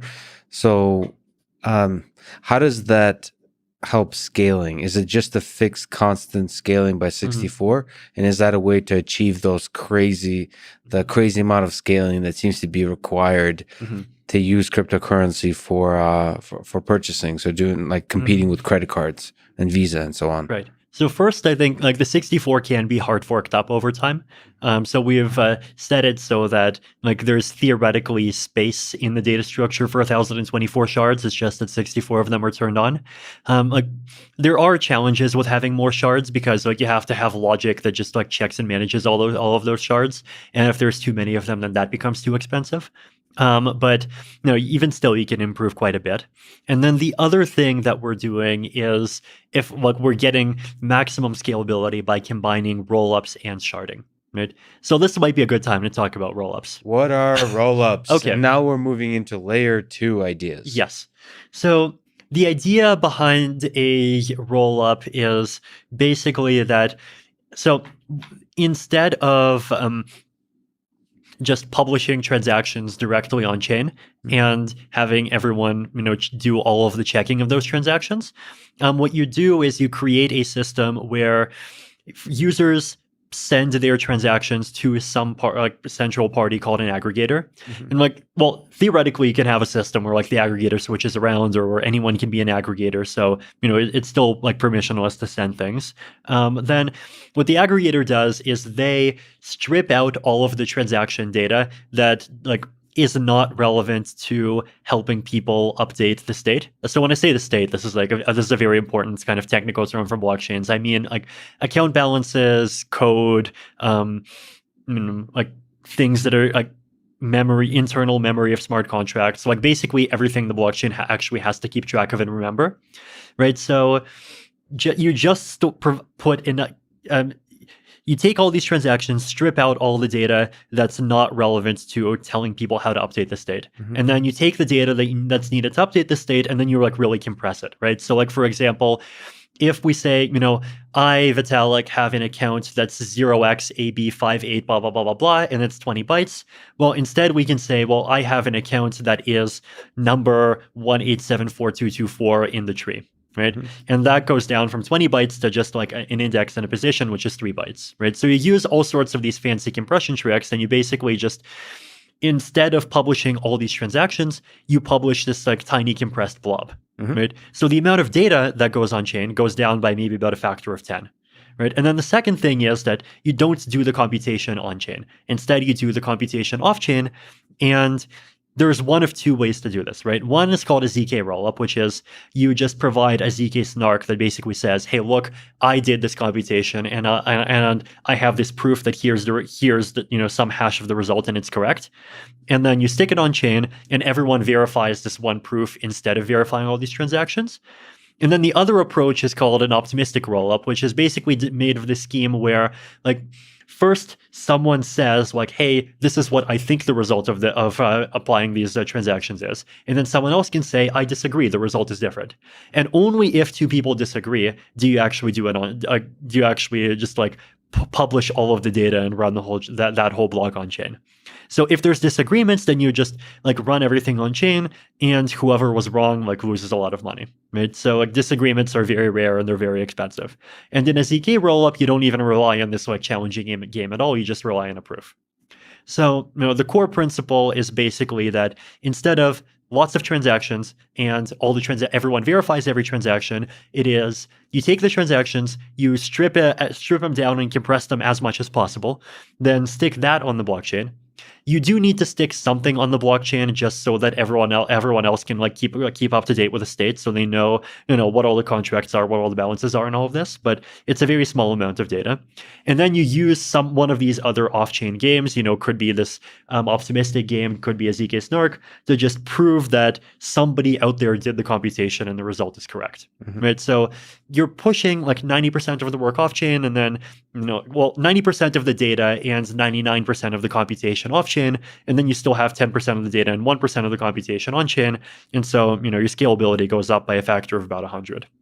So these systems are already live for some applications, right? So there's something called loopring, which is just a ZK rollup for payments, right? So you can have assets inside of the loopring system, and you can go around and transfer them, but and you get like much lower transaction fees, right? Like instead of $5, you'd have to pay like less than 5 cents. But the only problem is that this only supports a couple of applications right now. Like making one that supports anything that you can do on Ethereum just takes a bit more work, but that's being done as well, right? So like within a few months, I'm expecting, fully Ethereum capable rollups to be available as well.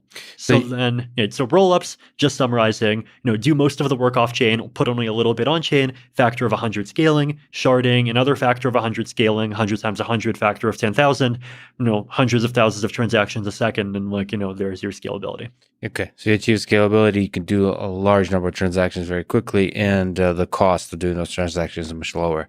You wrote that in the long term, ZK rollups are going to win in terms of layer 2 technology. Specifically, you wrote, in general, my own view is that in the short term, optimistic rollups, as you were saying, are likely to win out of general purpose EVM computation, and ZK rollups are likely to win out for simple payments, exchange, and other application-specific use cases, just as you were saying. But in the medium to long term, ZK rollups will win out in all use cases as ZK Snark technology improves. Why do you think ZK rollups are going to win the big picture battle over layer 2 technologies? So I think ZK rollups, like once you accept that the technology works, are just like conceptually simpler and they have nicer properties.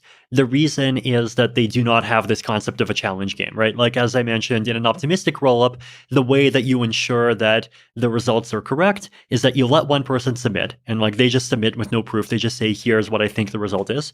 And then if someone else disagrees, they make their own submission. And then if you have two disagreeing submissions, then you actually publish it on chain and you see who's right.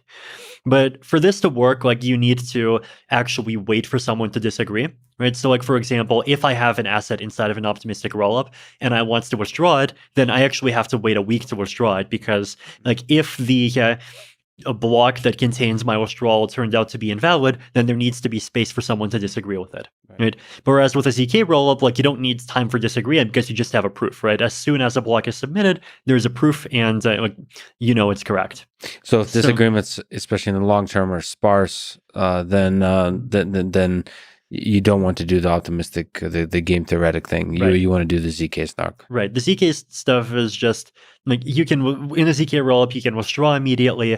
You don't have to like worry about the economics of proving as much. Right? There's just like fewer issues. The reason why ZK rollups are not winning everywhere today is because ZK Snarks is still a crazy new technology, right? Like this is something that 10 years ago, it existed only in theory and there was none in practice. Then 8 years ago, people were just getting excited about it in Bitcoin conferences for the first time. starting 4 years ago, or 3.5 years ago even, that was the first time you were able to make any ZK snark based anything on Ethereum. And then people started making them, and ZK technology has only really become efficient enough to do a lot of things within the past maybe 1.5 years. So it's new technology, it's crazy technology, it's admittedly scary technology. If you want to learn more, I also have an article about this on vitalik.ca. It's actually really, really good. Most of your writing, it's technical, but it's accessible. I highly, highly recommend to check out Vitalik's articles and blogs, whatever you call them. Yeah, on your website. It's brilliant summary of the work. Actually, Ethereum documentation period is really good. I think that's somewhat crowdsourced. That documentation is really, really accessible and brilliant. But let me ask about sort of other approaches to layer 2, like side chains. So the one popular one is Polygon. What are your thoughts about Polygon, which is a layer 2 network? Is it positive? Is it negative for Ethereum? Is it both? Does it have a future, which is its own chain, but it's using Ethereum? It's like based on Ethereum essentially. Or maybe you can describe what it is. Yeah. So I think there's a really big and important difference in security models between rollups and sidechains, which is basically that rollups inherit from the security of Ethereum, right? Yes. So like if I have coins inside of Loopring or Optimism or Arbitrum or ZK Sync, then even if everyone else in the world who is participating in these ecosystems like hates me and wants to steal my money, I can still personally make sure that no matter what happens, I get my money out. It might be a bit expensive for me to get my money out, and I have to do transactions like on the main chain, but I'll be able to do it. Whereas in Polygon, which is a sidechain, and so instead of being secured by Ethereum, it's also in part secured by its own proof of stake consensus with its own token. So if 70% of the whole, or even 51% of the holders of Polygon tokens wanted to take my money in Polygon, they can, right? So that's and like, to be fair, like there aren't even like the supply, I don't think, is even that widely distributed, right? So like potentially you could this idea of 51% of the token holders coming together and stealing everything, like it's not impossible, right? Where does the scaling of Polygon come from? Like, why is it able to process much more transactions than the Ethereum main chain? What's the idea there? I think in part, I imagine, I'm not sure exactly what its capacity level is, but like I imagine it has a higher capacity because it's a bit more willing to take centralization trade-offs.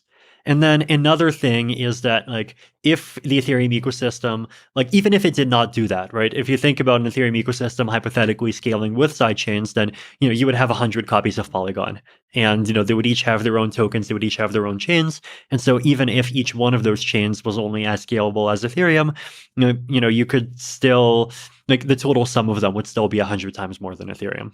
Okay.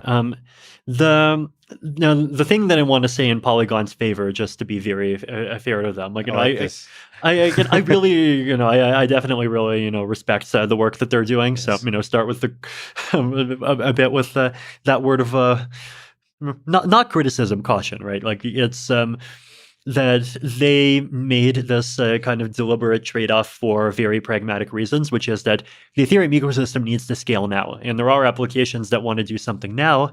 And, if there aren't Ethereum-friendly options for them, then like they're not going to just wait peacefully and do nothing for 12 months. They're going to go to, either Binance Smart Chain or one of some other system, or potentially something that just has totally no alignment with Ethereum values whatsoever.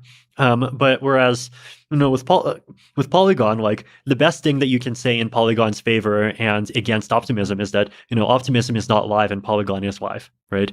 Like it just takes more work to create a system that has these extra roll-ups security features. And so Polygon just said, we're going to be the system that makes the pragmatic trade-off. We're going to go, functionality first, and then we can talk about adding back the security later. So I've talked to them, and like in principle, I think they're very open to the idea of like adding more security and like becoming more becoming a roll up, or at least adding a Polygon chain that's a roll up at some point in the future, which is definitely something I think they absolutely should follow through on. But like the fact that like they exist now, and so applications can kind of bootstrap now on a chain that even though its security isn't perfect, at least it exists and people can go use it. And then over time, the chain matures as the applications mature. Like it's, I think, a very reasonable strategy, and I'm definitely really happy that they're part of the ecosystem.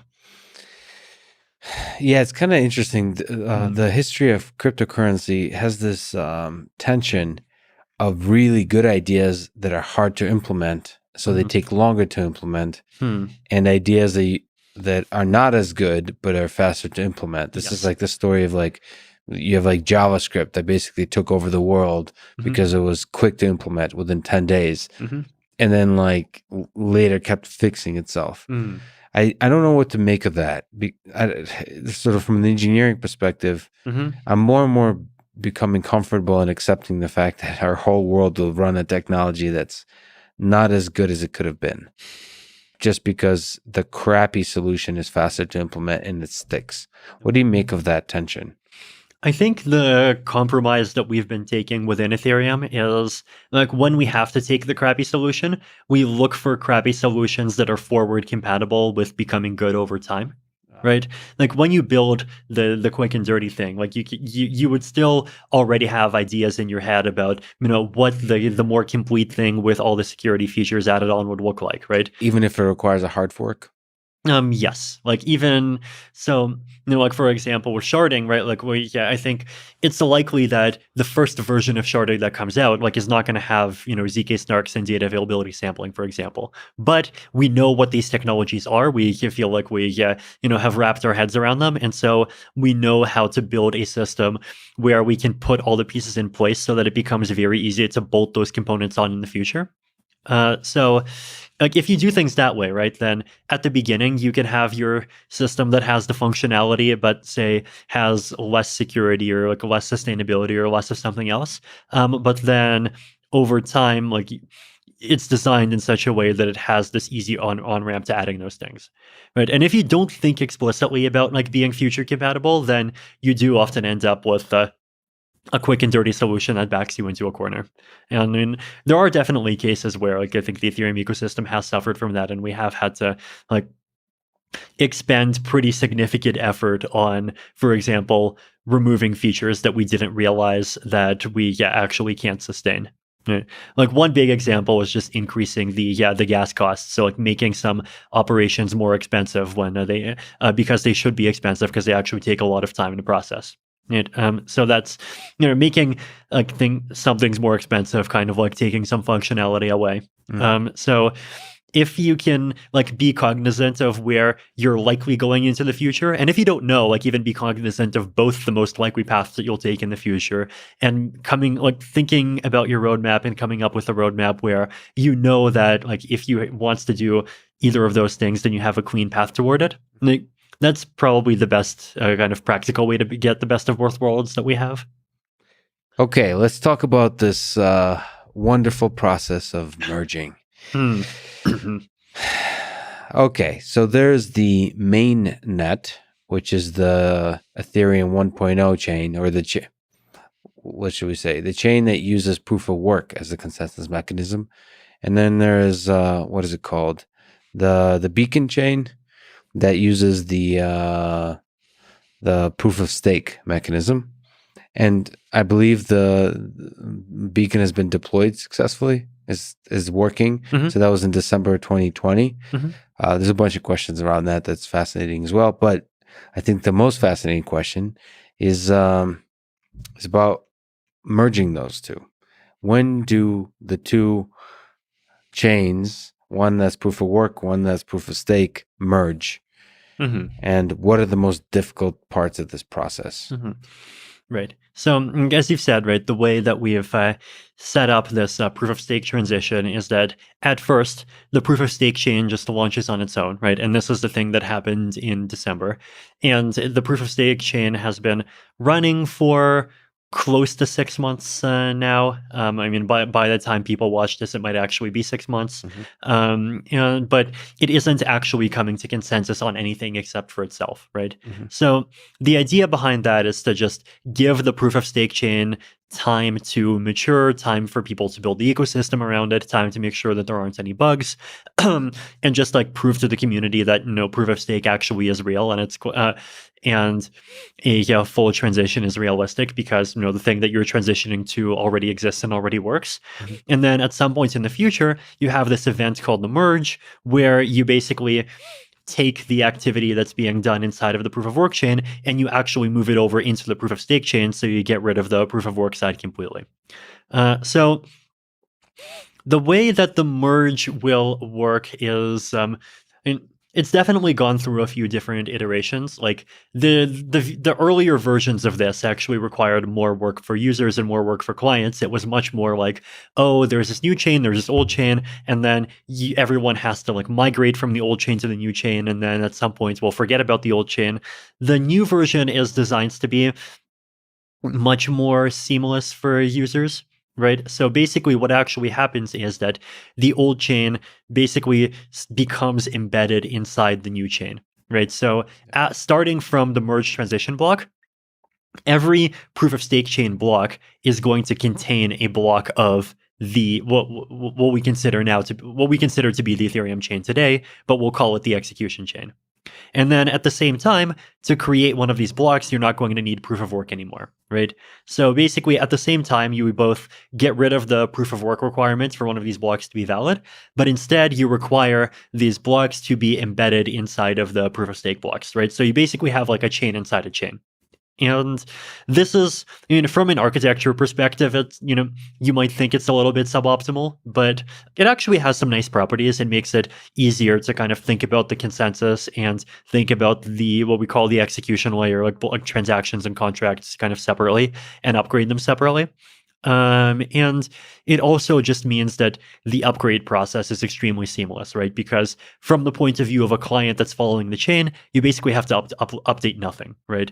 You're still following the same chain and follows the same rules, except instead of checking proof of work, you'll switch to checking that these blocks are embedded inside of blocks of the proof of stake chain. Got it. So there'll be this merge block that will mark this transition. Yeah. And over time, I guess the new chain will contain the full record of all the transactions that's ever happened on the previous chain, on the old chain. So like maybe I'm asking a dumb question here, but in this process, is the new chain going to have all the information of the past transactions? The new chain is not going to hold information from what happened in the Ethereum chain before the merge, right? So like Ethereum clients of that people are going to use like around the time of the merge and soon after the merge, they're probably just going to sync and check the proof of work chain up to the merge, and then they're going to check the proof of stake chain. But at some point in the future, I think people will just stop bothering checking the proof of work before the merge. Got it. So that old history information is not important for the future. Or like if you're operating actively on the new chain, that history is not important to you. It's not important. Let's see. So it's not strictly important for just like in any like smart contract or just like applications that run on the blockchain. It can be important to users and it can be important for some applications, but we're basically saying that like maintaining and serving that is not going to be simultaneously the responsibility of every Ethereum node. If you want that information, there can be separate protocols for backing it up. And like these other protocols actually exist, right? Like there's something called the Graph, which is doing some history retrieval. Potentially, you can just take that entire chain and stick it on BitTorrent. Like there's lots of ways to like archive it and create kind of customized search protocols for it. So what's your sense why... so there's a Python 2 and Python 3, and it took forever for people to switch. What's your sense why this merge has been taking longer than perhaps was expected?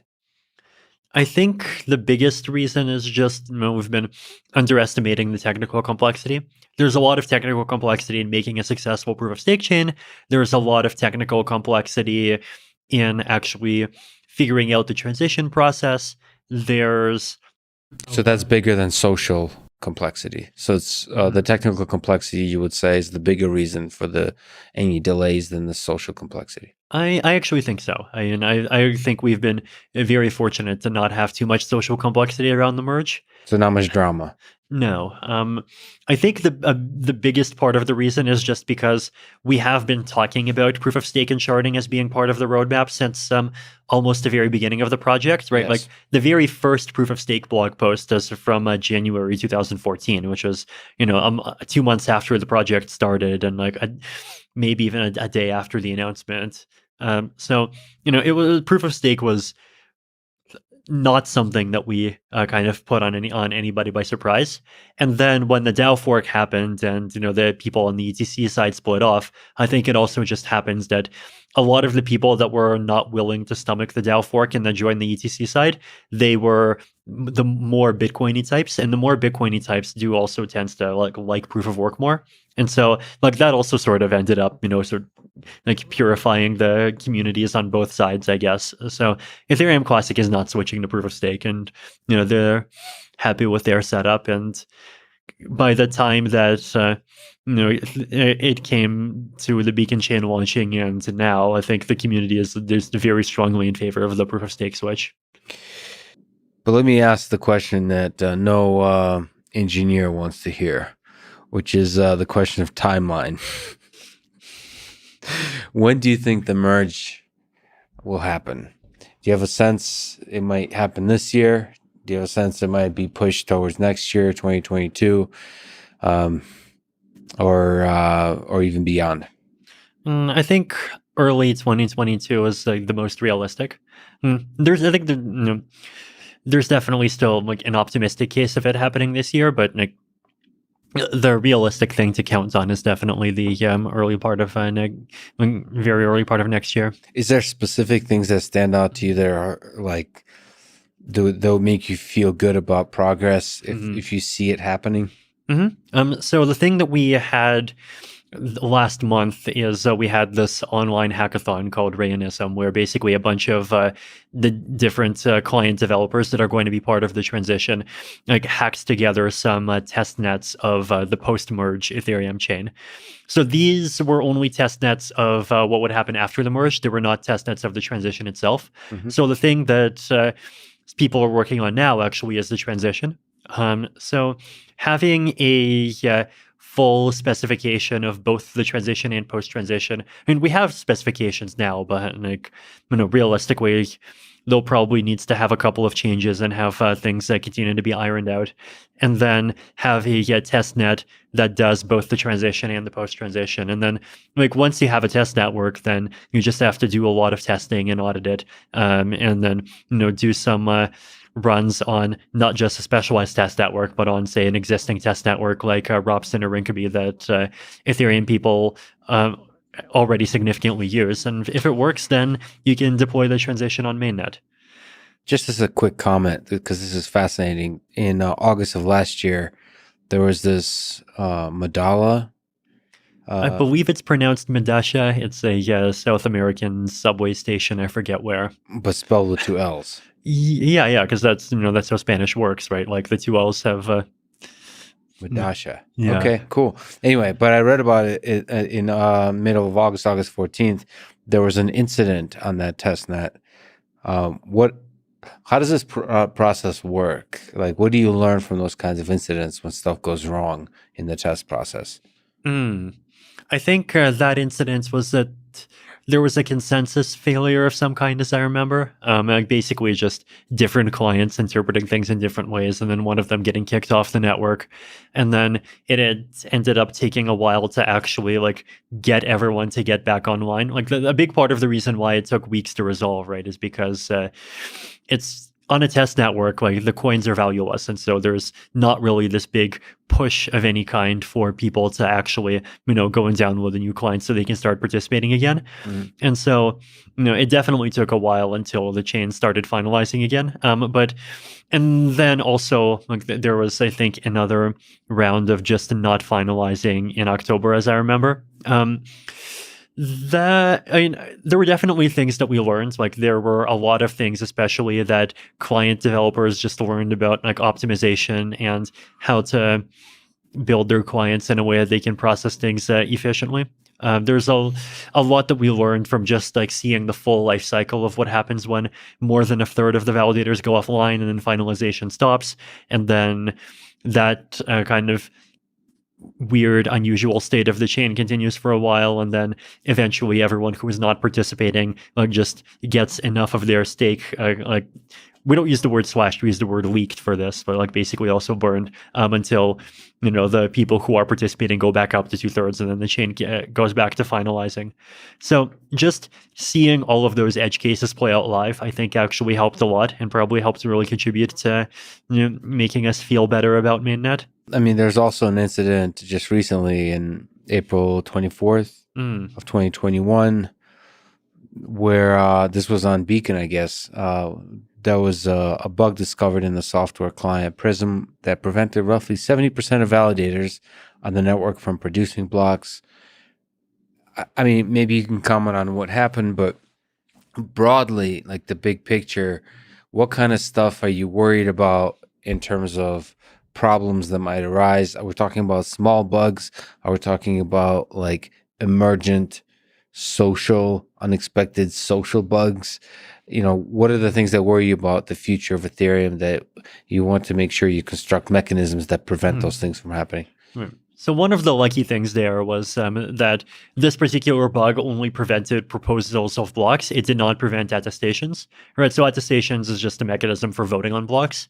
And it's the attestations that are actually responsible for the chain finalizing. So like coming to this more permanent agreement on blocks, right? So the chain was actually quite stable all the way through. I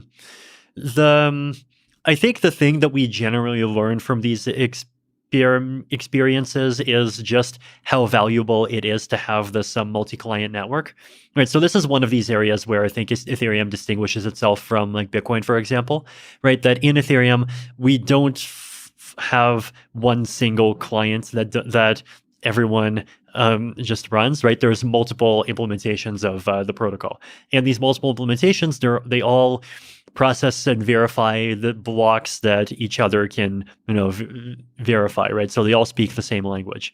Now, sometimes when there's a bug, they disagree, right? And when two clients disagree because of a bug, we call this a consensus failure.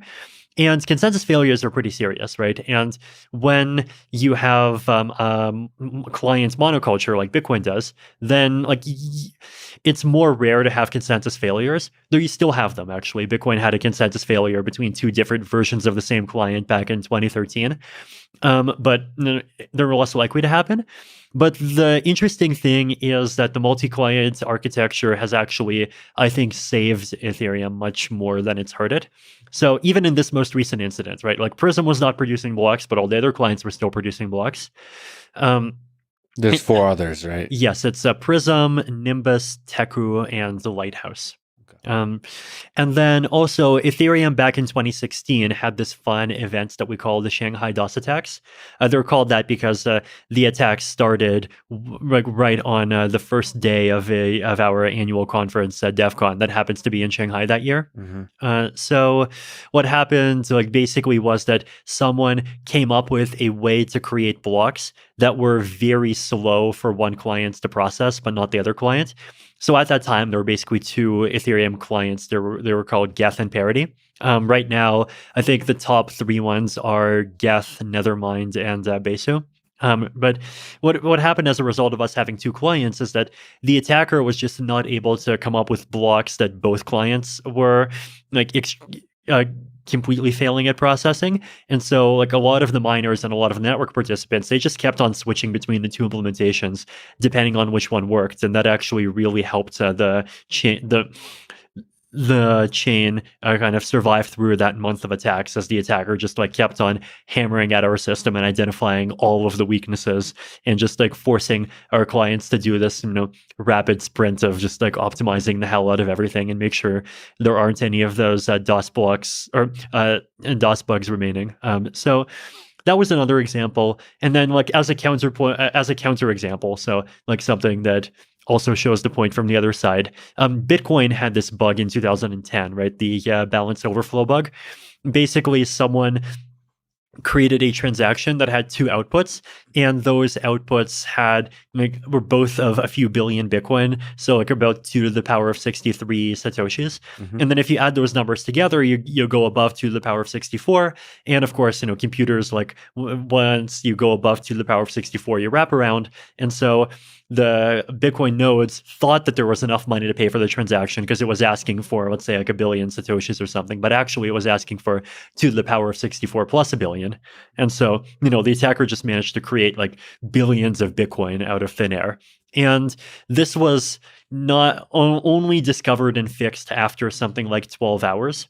But if Bitcoin had been a multiple implementation system, then what would have almost certainly happened is like one of the clients would have bugged out, but the other clients would have probably actually had a check for that, right? And so there would have been a consensus failure, but at least that would have alerted everyone that there is a problem very quickly, and it also would have given everyone just like obvious social permission to go and pick whichever one of the chains is correct and solve the problem. So like that's, I think, a big learning that we've had from multiple of our experiences in the Ethereum ecosystem, just like validating this multi-client model. And like, to be fair, it's a model that we get criticized for a lot, right? Like Bitcoin people talk about, the risk of consensus failures that this creates. VC types are like, well, isn't it expensive and wasteful to fund 3 software teams when you could just be making, one quote focused effort? They love the word focused, and like, Ethereum is not that, but it's amazing despite not being that. Yeah. Basically, yeah. So that was interesting, and then there have definitely been other learnings as well, just from like seeing the chain live and seeing what actually is the staking experience like, what are the actual incentives for all the different participants. So I definitely feel like we're gaining a lot from this sort of 1 year of trial running the chain before we actually make all of Ethereum depend on it. Let me ask perhaps a strange question, but proponents of Bitcoin will say things like Bitcoin fixes everything. So why do we need Ethereum versus like Bitcoin plus Lightning Network for scalability, and then using Bitcoin with its proof of work for security? So in this kind of, it is perhaps sort of a strange question, but it's a high level question. Why do we need another technology? Yes, it has a bunch of nice features, but like, doesn't Bitcoin fix everything already? So the thing that always attracted me about Bitcoin is, these values of, decentralization, creating these open permissionless systems that anyone can participate in and that aren't just going to flop over and die if whoever created them gets bored, and like, that are resistant to like whoever runs them breaking the rules and all of these things, right? And I think that pretty strongly that these principles are like really valid and important to much more things than just money, right? Like Bitcoin is the blockchain for money, and Ethereum is built from the start as a general purpose blockchain, right? It's, there is Ether, the asset on Ethereum, but then you can also make decentralized financial things, what we call DeFi today. You can make like ENS, the decentralized domain name system. You can make prediction markets on it. You can make totally non-financial systems that just like keep track of whether or not some certificate was signed or whether or not some like cryptographic key got revoked. There's this big long list of like just interesting things that you could use about blockchains to do, right? Like basically they are sort of the missing piece that where without them, the kinds of things that a decentralized computer network can do is very limited. And once you have them, a lot of those limitations end up going away. And so Ethereum was like always from the beginning about that, right? It's about like, hey, this isn't just money. There's so much more that you could do if you could just go ahead and make any infrastructure or digital institution or DAO or whatever you want to call it, where the kind of the base layer of the logic is just executed in this open and transparent way where everyone can see what's going on.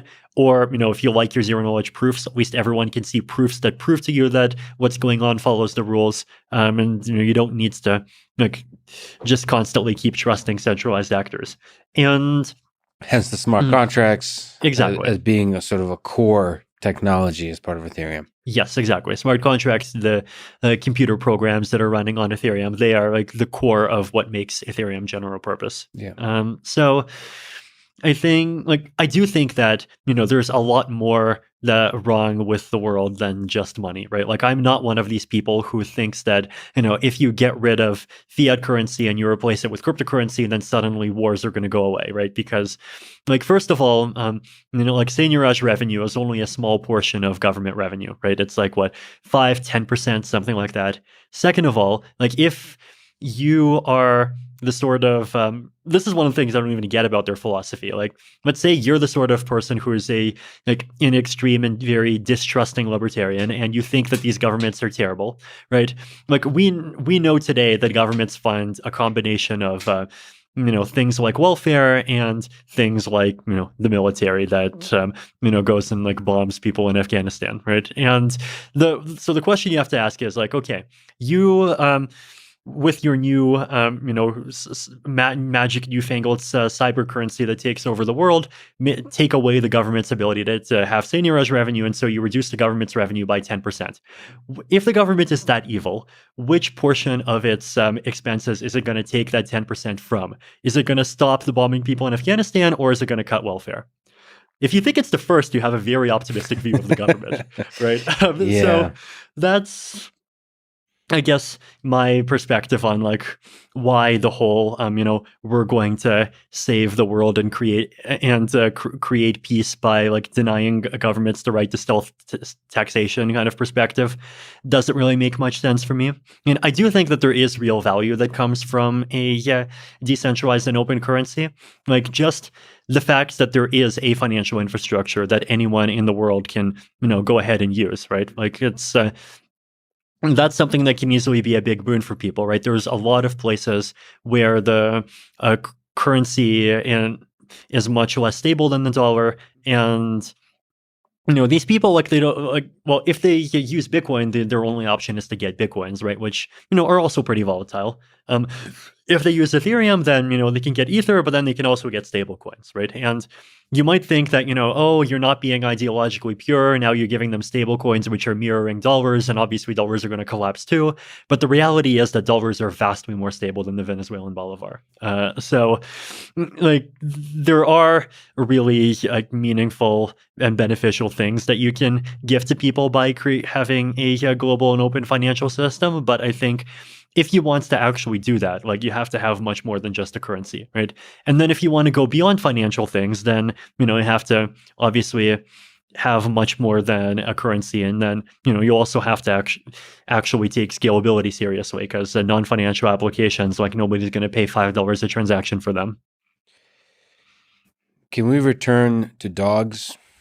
Sure. No. The other one's categorically forbidden? Yeah, categorically forbidden. Is there any cryptocurrency based on cats, actually? I think there are. Like, there was cat coin, there was nan coin. For some reason, they just didn't catch on as much as the dog coins did. Okay, so let's talk about Dogecoin and Elon Musk. Elon said that, quote, ideally, Doge speeds up block time 10x, increases block size 10x, and drops fee 100x. Then it wins hands down, end quote. You said in a blog post, partially responding to that there are subtle technical reasons why this is not possible. To this, Elon said that you, quote, fear the Doge. Mm-hmm. So let's talk about this. What are the technical hurdles for Dogecoin that prevent it from becoming one of the primary cryptocurrencies of the world? And do you, in fact, fear the Doge? I definitely feel obligated to correct the record. I definitely do not fear the Doge. Okay. I love the Doge. I actually visited the Doge in Japan a few years back. She's an amazing dog. She's still alive. Wait, the original Doge? Yeah. Oh, wow. So, we accept Doge every year for our annual DEF CON conferences. I definitely, don't think Ethereum is opposed to dog coins. I kind of wants to feel like, Ethereum is at least a little bit in spirit itself a dog coin. And then, as I mentioned, I love Doge. I bought a bunch of Doge. I still hold a bunch of Doge. On the scalability question, like the challenge basically is like the limits to scalability and the trade-offs with centralization, right? Like if you just increase the parameters without doing anything else, then it just becomes more and more difficult for people to validate the chain, and it just becomes more likely that the chain becomes centralized and becomes vulnerable to all kinds of capture. Mm-hmm. So does it need like some of the layer 2 technologies that we've been talking about? I personally think that, if Doge wants to somehow bridge to Ethereum and then people can trade Doge thousands of times a second inside of Loopring, then, that would be amazing. If they want to just like take ZK rollup style technology and just have thousands of transactions a second on their own chain, then that's, that would be a great outcome as well. So is there ways for Ethereum and Dogecoin to work together?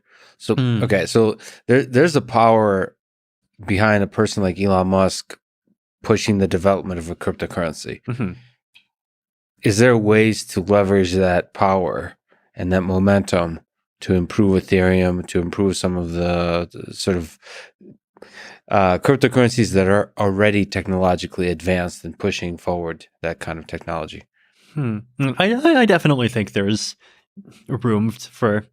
that there's that meme of Doge like taking over, like that storm. Yes, I've seen it. Is there a way to ride that that storm, that wave of the Doge that's taking over? I think if we could have a secure Doge to Ethereum bridge, then that would be amazing. And then when Ethereum gets its scalability, any scalability thing that works for Ethereum assets, you would be able to also like trade wrapped Doge with extremely low transaction fees and very high speed as well. Is there precedence for building secure bridges between cryptocurrencies? How difficult is this kind of task? It's definitely something that's in its infancy. There definitely have been some cross-chain interaction things that have been done before. The earliest is probably the concept of merge mining, right? When a chain just makes its entire proof of work algorithm dependent on the proof of work algorithm of another chain. Right, so I think famous Dogecoin actually merge mines to Litecoin, which is, I think in retrospect, not looking like a very good choice because now Dogecoin is bigger than Litecoin. If there's potentially some way for Dogecoin to merge mine with an Ethereum proof of stake of some kinds, then like that could be an interesting alternative. So that's one type of like chain interaction. As far as like bridges, like one chain reading another chain, early in Ethereum's history, there was this project called BTC Relay. It's a smart contract on Ethereum that just verifies Bitcoin blocks. I think people stopped really caring about and maintaining it because there just weren't enough applications that were actually interested in using it at the time, and the transaction fees got too high to actually maintain it. So I think if we want to make a BTC Relay 2.0 and that becomes cheaper because it uses snarks or something like that, then you probably could. And maybe now's the time when you actually like can do that sort of one-way verification. But the one challenge, though, is that if you want to have a bridge that allows you to move assets between chains, then you don't just need one-way verification, you need two-way verification, right? And Ethereum can verify anything because Ethereum smart contracts can just run arbitrary code. But if you want Bitcoin to be able to do things based on what happens in Ethereum lands, then like Bitcoin would have to basically, they can do everything with soft forks because that's their religion, but they'll do it that way.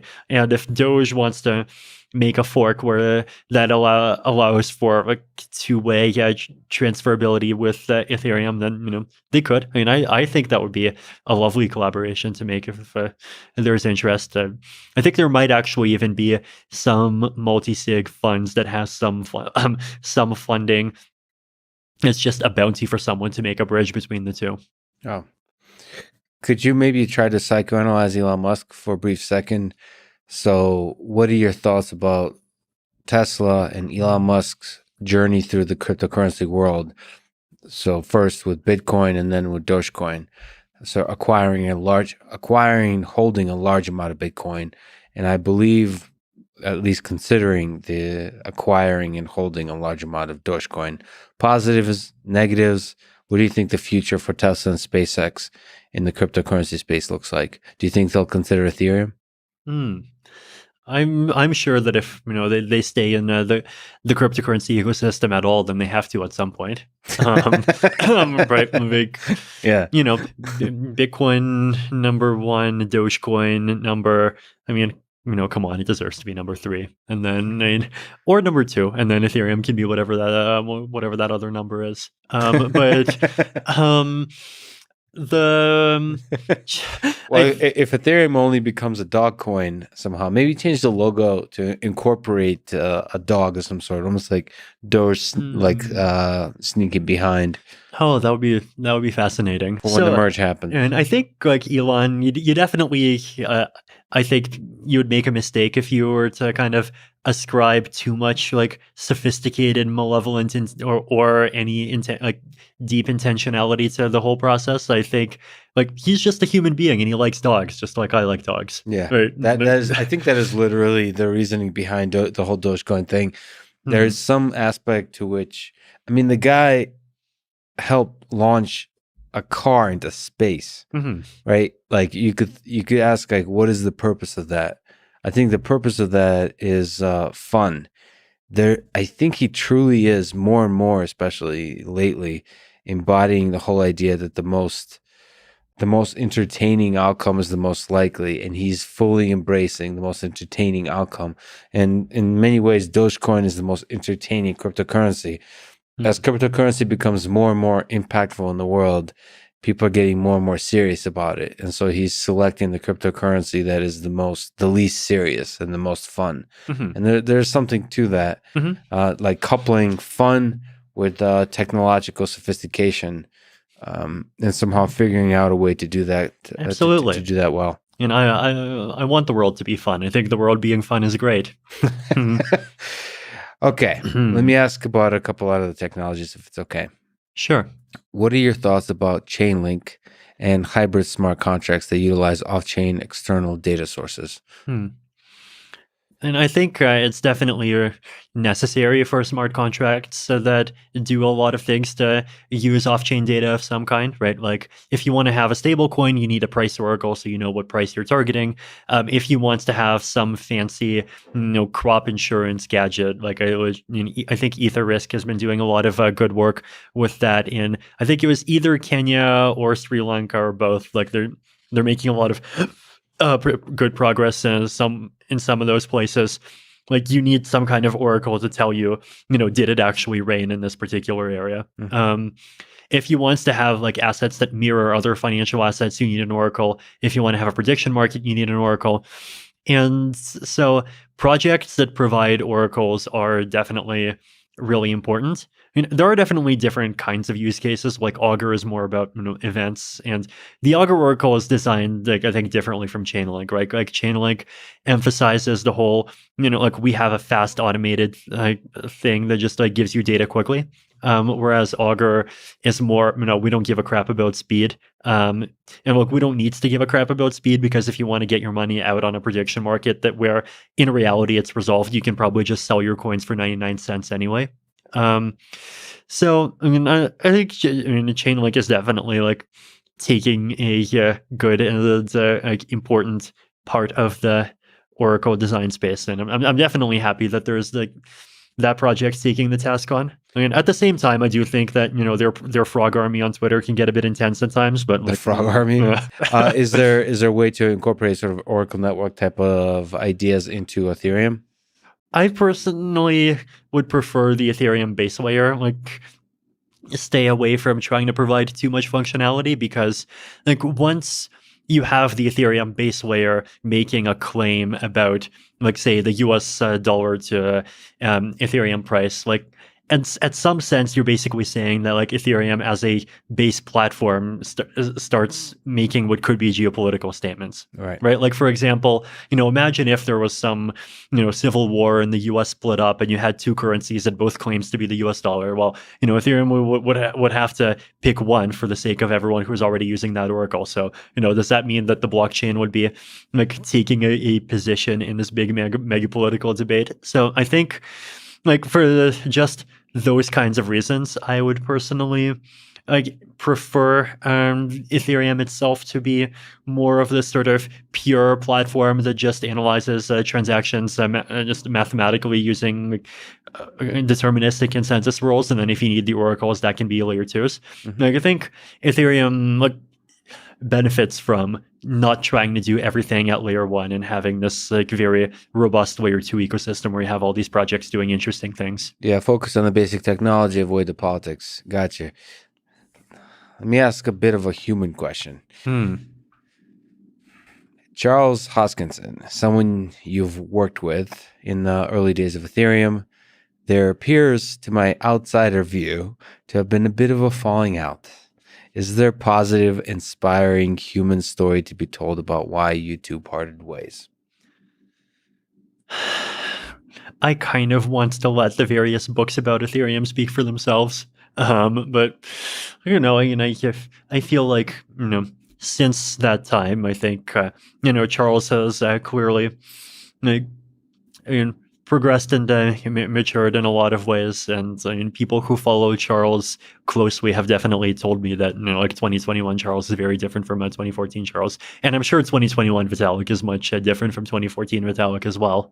I'm kind of interested how the 2030 and 2040 Vitalik and Charles look like as well. Oh, interesting. like the progression of the humans. Is this going to be one of those things where like everyone comes full circle and then 2030 Vitalik and Charles are best friends? Yeah. Not necessarily best friends, but some kind of are able to reminisce in ways that is that puts some of the tension of the past behind. I think such things are possible. I think people definitely absolutely have a right to, and I think should strive to just constantly change and reinvent themselves.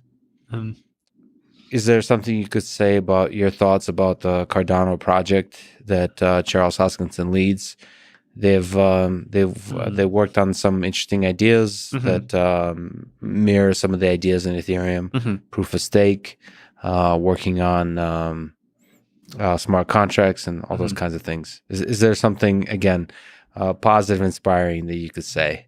Are they a competitor? Is it a complementary technology?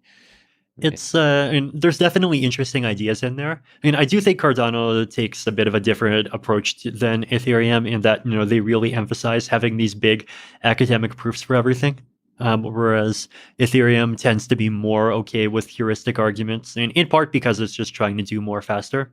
But there's definitely very interesting things that come out of IOHK research.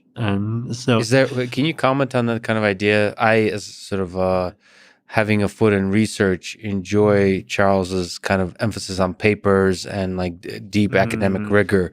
What's the role of deep research rigor in the world of cryptocurrency? Interesting. I'm actually the sort of person who thinks deep rigor is overrated.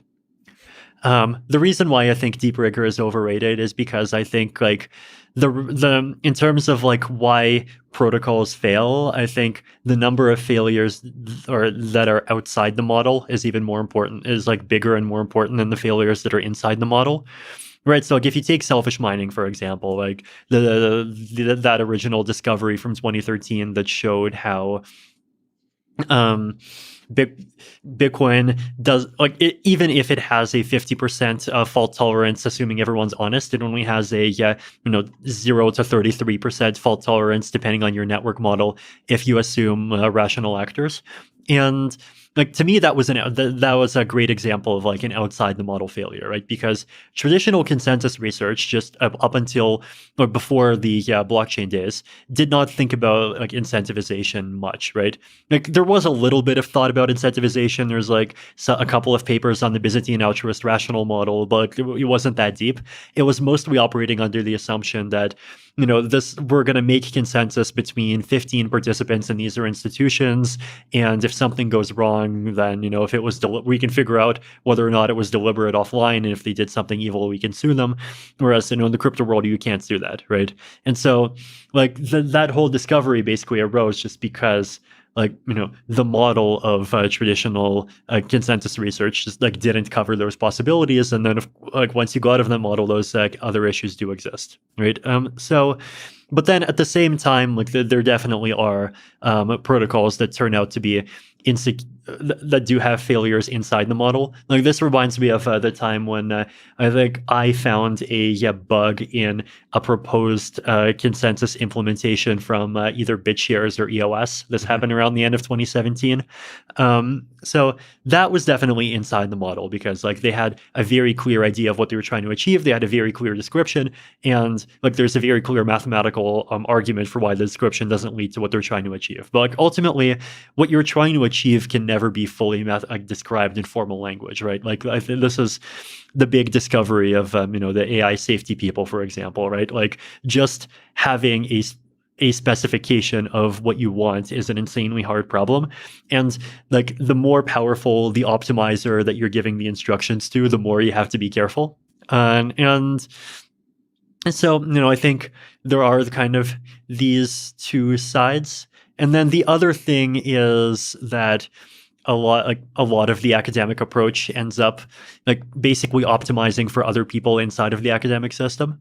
Right. And it doesn't really optimize for like curious outsiders. Whereas like I personally, Matt, like totally optimize for curious outsiders, or at least I feel like I strive to. So I guess like that's my case for why I like tends to behave in ways that, occasionally traditional academic types criticize as being reckless. But I mean, on the other hand, there's definitely real benefits that come from like just taking a rigorous approach, especially when what the thing that what the specification is of what you're trying to get, and like you're trying to kind of improve your way or provide protocols that actually provide that, and like exactly what you're looking for. I feel like realistically, you probably want to do both kinds of analysis. And like sometimes you even want to do both kinds of analysis in stages, right? Like you want to do more quick and dirty things, and you even want public feedback on the quick and dirty stuff. And then later on you formalize it more, and then you get more feedback. Like in general, I guess I feel like the norms of research in the future, like the internet has just changed so much. There's no way that it's not going, and it's even changed like collaboration structures and like the patterns in which we work with each other. There's no way that the correct structure for collaborative research is the same as what it was 15 years ago. But like, what combination of these existing components and of new ideas it is, like that's something that's totally legitimate to kind of fight it out. And I think it's great that there's different ecosystems that have different attitudes to things. Like I think there's a big possibility that things that the Ethereum ways that the Ethereum ecosystem approaches some problems is totally wrong. And if there's other ecosystems with different principles and they do well, that's something that we can learn from. In the spirit of the depth first search, can you comment on AI safety? And some people are really worried about the existential risks of artificial intelligence. Is there something you could say that's hopeful about how we avoid, in the same kind of line of reasoning about creating formal models versus kind of looking outside the model into what the real world actually is like? Is there some lessons from that we can take and map onto the AI safety world, where the potentials of the technology, whether it's in autonomous weapon systems or just the paperclip problem, that we can avoid AI destroying the world? So my impression is actually that this is more of a kind of faraway impression, and it could be wrong, that it might even be that one of the challenges is that AI is not formal enough. Like, because AI is very like practitioner oriented, right? Like it's all about like, hey, I found a couple of hacks and look, I ran them and look, they seem to improve classification accuracy from 0.684 to 0.773. Yep. So a lot of the time, like there just isn't actual science behind like why this hack works and why this other hack doesn't work. You just sort of like trial and error your way into it. But and like I could see how that approach works, but at the same time, like that approach is not good for legibility, for example. Like it's not good for like understanding what the heck is actually going on, like how these kinds of systems conceivably might fail. Like there's even, a debate on like can you take GPT-3 like things and just scale them up and their intelligence will continue to improve? Or is there just like some types of reasoning that they're fundamentally bad at and like they're not going to get good at it no matter how much you like scale this exact same approach and add more hardware to it? So having like thinking about what's going on more explicitly, I mean, my understanding is that a big part of AI safety research is trying to do that sort of stuff, right? And Formalize. yeah, formalize, try to improve just AI legibility, like trying to understand, if the AI makes some classification so we can actually see like what happens and like what's going on in the middle, right? Whereas with crypto or with traditional cryptography, it's like very much not, well, okay, I mean, I should quite say that. It's traditional cryptography is this interesting mix of being very formal and being very informal because it's very formal with given these security assumptions, prove that the protocol works under these security assumptions. Yeah. The places where it's very informal is like, well, how do we even know that there isn't an efficient algorithm for factoring numbers? Yeah, we kind of tried it for 40 years. And then, so far no one's found anything better than the general number field sieve. And like, okay, fine, we'll just assume it's fine. How do we know you can't find the discrete log between two elliptic curve points? Like, no. Did it a couple of decades. No one's found anything faster than like baby step, giant step stuff. So that's and like there's definitely ways in which that approach really makes sense, right? Because at least you can concentrate your analysis on a small number of building blocks. And like, you do have some intuitive reasoning about those building blocks, but like at least there's a small number of building blocks and lots of people are looking at them. And then everything else just sort of gets formally built on top and you actually can like mathematically reduce the security of big things to building blocks, right? Like you can have mathematical proofs that say, if you make a ZK snark of a yes statement when in reality that statement is false, then you can use that to like extract information out of elliptic curves that it completely breaks the problem or something like that. So ZK snark is an example where formalism is beneficial.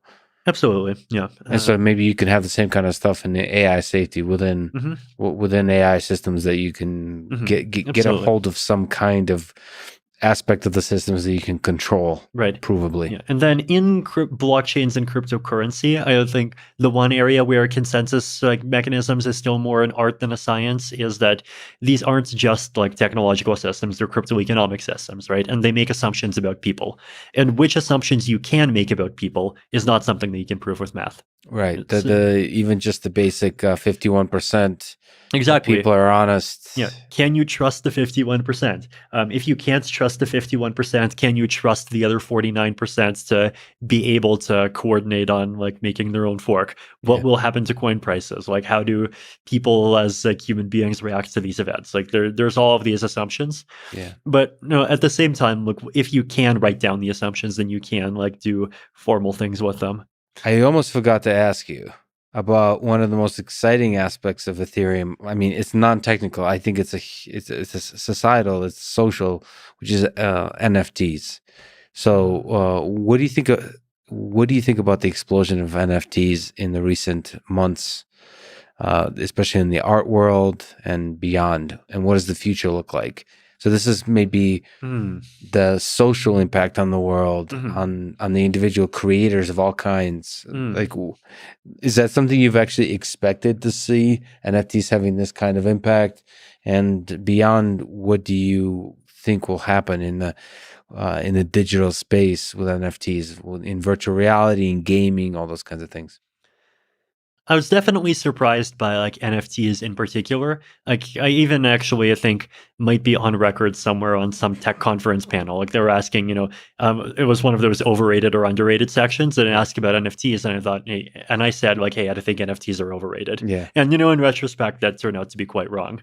I think, like, I guess I just personally can't really relate to this concept of like spending a lot of money on a thing, and like there's there's no clear kind of understanding of why that thing would maintain its value. Right. Uniqueness of a thing having value. Right, exactly. Yeah. That's like I definitely am cannot really understand, the psychology behind buying, paying $200,000 for original art painting. I'd be like, if I had a mansion, just give me photocopies of everything.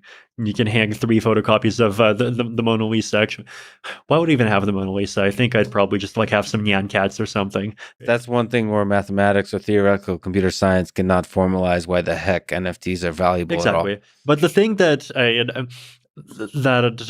makes me very happy about the space now that it has happened is that this gets back to the conversation that we had at the beginning, right? I'm interested in this concept of decentralized public goods funding, right? I want things that are good and valuable to, as much as possible, also be things that can, economically sustain the people who produce them, right? Yes. Because if you don't have that, then either the public goods just don't get produced at all, or people make centralized versions that have some of the properties and try to be substitutes, but actually just concentrate control in a very small group, right?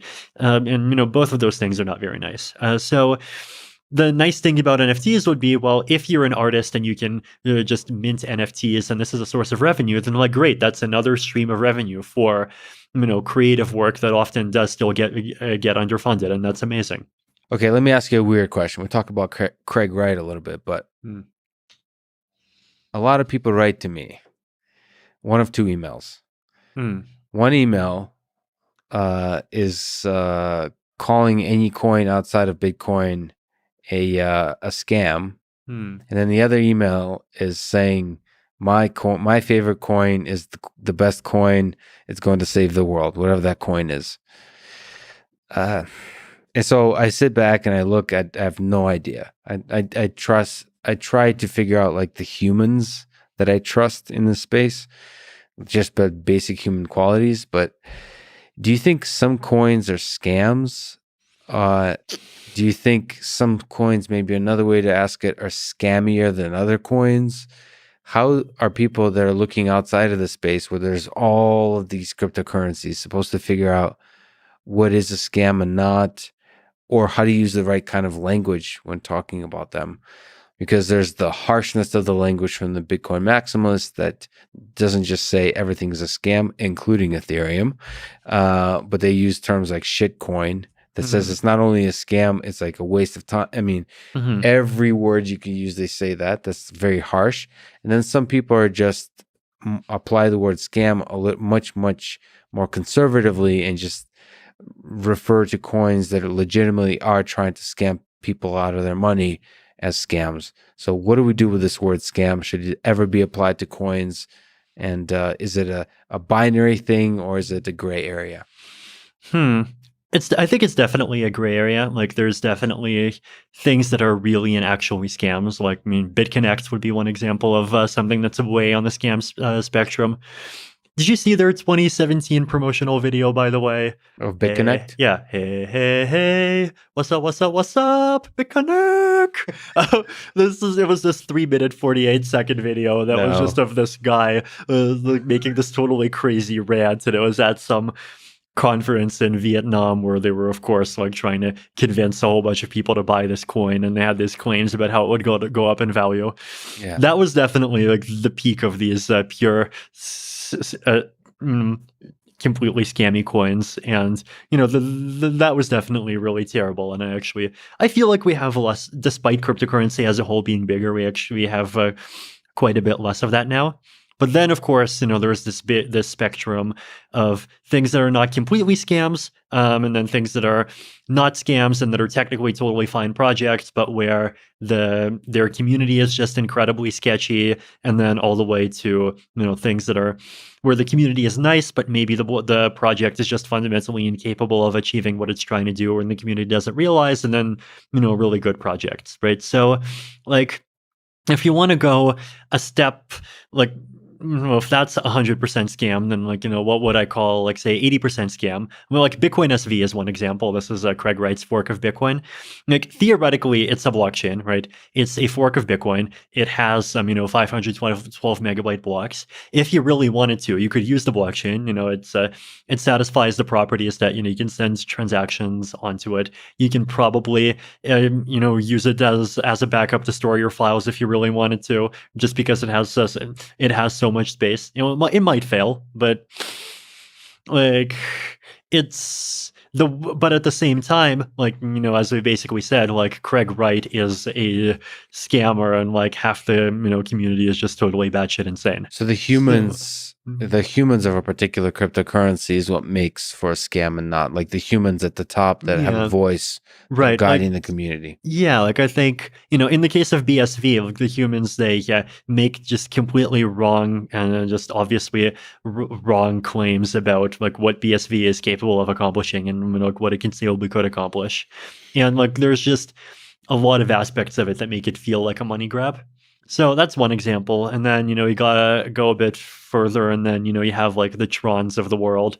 And like, that's a platform, you can use it, you can do stuff on it. But at the same time, like, they did plagiarize the IPFS white paper, and then, they so there's scammy qualities. Yeah. See, the thing that throws me off a lot, makes it very difficult for me, is that most coins, but the ones that make me feel like are scammy, have a large community of people that are super positive about it. Like, Yes. and they'll write to me. Now that said, sort of on the flip side of that, Bitcoin people are also very positive. There's some sense, and the reason I was having like squinty eyes looking at Bitcoin for quite a while is like, why is everyone so positive? I was getting total cult vibes.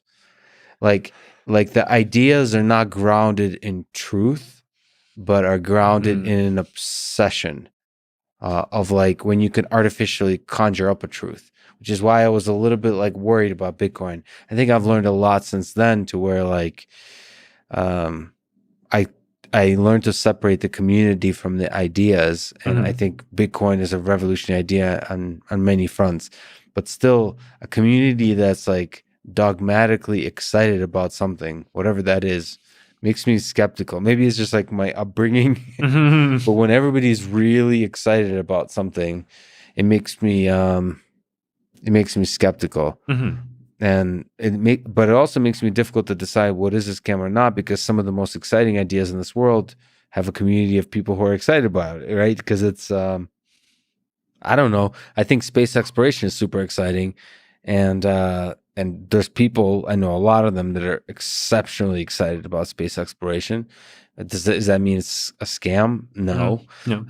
So I don't know what to do with that, and so mostly I just try to stay away, I suppose. But it's unfortunate, because I'm sure there's a lot of exciting technologies in that space. I mean, like in the case of Bitcoin, like I would definitely not call Bitcoin a scam. Right.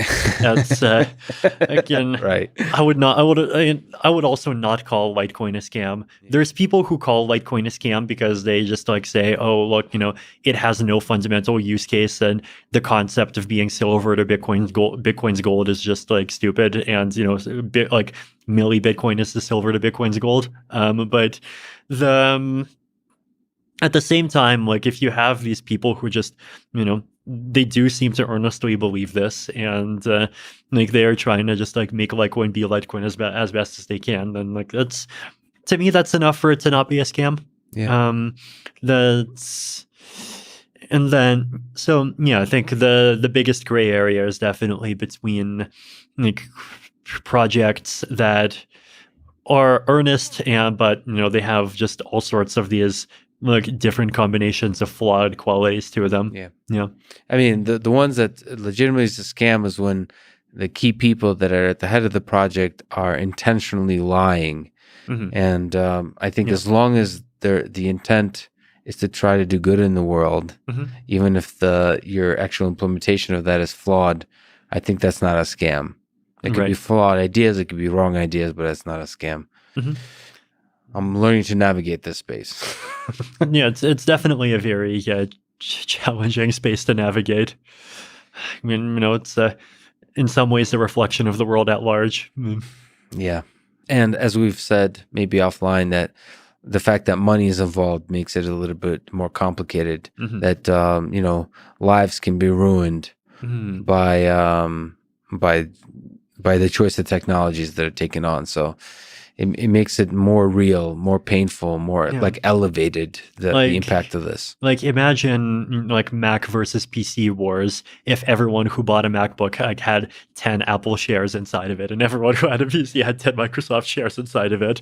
And then you had, the elites who bought their Macs back in 1983 and then they spent $500 debt, and now they have $40 million and they just think that they're these gurus who understands the future of finance and geopolitics, and they make theories about why, Apple is the one that's going to bring freedom to the world, and Windows is like, That is so secretly true. aligned with the axis of evil. Oh, that's brilliant. So yeah, this is so brilliant. So I think the right way to think about this is we map some of the cryptocurrency battles into the space of like Emacs versus Vim or Apple versus PC. If there was some stock that came along with each implementation of the each PC, each Mac.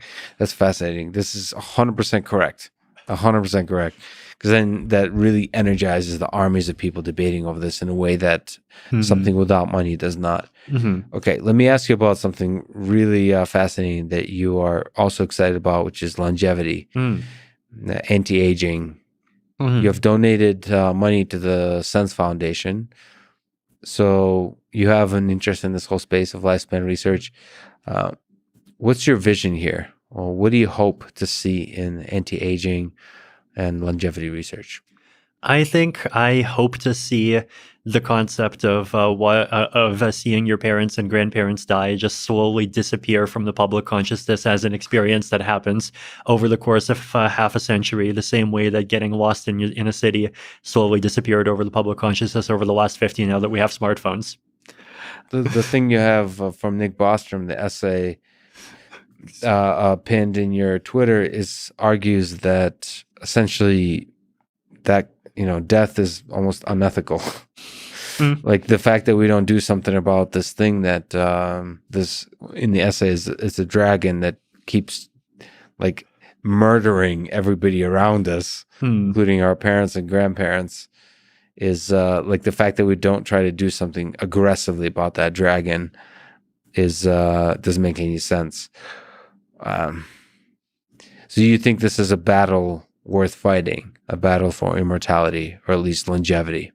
I'd say absolutely, and I'd say it's a battle where we're really have started over the last 5 years in particular to see the first cracks of humanity starting to make things that look like they'll turn into victories. Do you think humans can eventually live forever? And maybe as a side comment to that, what technology do you think will enable that? Is it genetic modification? Is it cloning? Is it uploading your mind? Define forever. Like, are we talking 1,000 years, 1,000,000, 10 to the 14, 10 to the 45? Well, let's start as I tweeted today. Eventually, everything, the universe will be filled with supermassive black holes. So that forever, maybe like backtracking to where we'll have 10 to 16 years to figure it out. Yes, exactly. Yeah, maybe traveling between the multiverse, between the different universes, the multiverse. I mean, but forever meaning like, millennia. I definitely think that we can get there. I definitely think that it's the sort of thing that's going to take an insanely huge amount of work. And I definitely think it's the sort of thing where, once we figure out the first crop of problems and like people start living to 150, we'll just realize that there's like 10 other problems that kill you half as slowly and we'll have to do more work. But, the good news is that this is, Aubrey's longevity escape velocity argument that if you get everyone to live to 150 now, then, you have half a century to fix all those other problems as well. So yeah. I'm optimistic for that reason. I think you definitely do not want to underestimate human ingenuity, especially over the long term. Like, just to look at what happens to computers between, the ENIAC in 1950 and where we are in 2020, right? Like, that's a span of 70 years. So like, both of us, I think, with even just present day technology, have like at least 70 more years to live. So just like imagine what kind of sea change will happen in biomedicine during that time. And the other thing that made me optimistic is that I actually think COVID has been this kind of event that's really kind of pushed biomedicine and Hmm. especially like activist approaches to biomedicine really into the public consciousness, right? Like it's put people into this mindset that wait, but like it's not just like the bits and tweets that are going to save the world. The bio is actually like super important and huge, and ultimately what's ending COVID basically is the vaccines, and the vaccines have just been amazing. And if you can take that energy and start and also like this I think philosophical attitude that I've noticed, like I think the way that I would describe the philosophical attitude here, this is going more depth first, is that I think the way that I kind of interpret part of what I would call late 20th century ideology is that there is this mentality that, nature is good and disruptions from nature are bad, and generally you want to minimize disruptions from nature. And like this exists everywhere in the political spectrum, right? So there's nature as in literal nature, and my view is that like the right-wing version of that is markets as nature, right? Markets as nature. That's Yeah, right. like the way that like that kind of philosophy talks about markets and like the goal of not interfering with them, like it is very kind of like nature styled. And then of course the conservative one, which is like traditional culture that existed before the activists started controlling everything as also being a kind of nature. But the 21st century attitude and like really COVID has like flipped a lot of minds, because with COVID, what's happened is that, well, no, like it's not, nature is not safe, right? The default is that is like, untold misery and suffering and tens of millions of people dying. The only way out for us is through like basically human ingenuity. And that frame of mind is one that's like much more friendly to the this other change of minds that I want to see, which is like basically treating aging as an engineering problem, right? Like the default is all 7.8 billion human beings that are currently on this earth are going to die, and they're going to live their last decade of life in debilitating pain. And the only way to stop that is human ingenuity. And we don't have that solution yet, but if we work hard, we will. And more people on the biology side, computational biology, are basically converting the mess of the human biology into an engineering problem. And once that conversion is happening, looking at the genetic code, the proteins, all those kinds of things, once that conversion happens, you can now apply the tools that we know how to solve engineering problems to solving it that way. And then there's also the other version, which is, why do we romanticize this meat vehicle that ultimately is just a Right. thing that carries the brain? Maybe we can more and more convert ourselves into the digital realm. This is where like Neuralink have the brain-computer interfaces and then achieve immortality in the space of information in the digital space versus in the biology space. That stuff's interesting too. I agree. Again, I think we have enough resources, and we should just try all the parallel tracks. It's great that we have people just trying to make our bodies work. It's great that we have people trying to upload or improve brain scanning. It's also great that we have just like people improving cryonics. So like we could just like go to sleep in the freezer, and eventually, hopefully sometime in the future, Hal Finney's going to be able to wake up. All of this, and anyone who gets cryogenically frozen today will be able to wake up. But that's all. That's a bet, right? That's the last resort. And then the other interesting thing about the like extreme uploading approach, right, is like we're excited about space. And one of the points that a lot of like science or like hard science fiction types make is that if you want to explore space, that's a lot easier if you're not a human, right? like one example of this is that, in the context of humans, we're talking about like, oh, we're going to be able to go to the moon, oh, we're going to be able to go to Mars.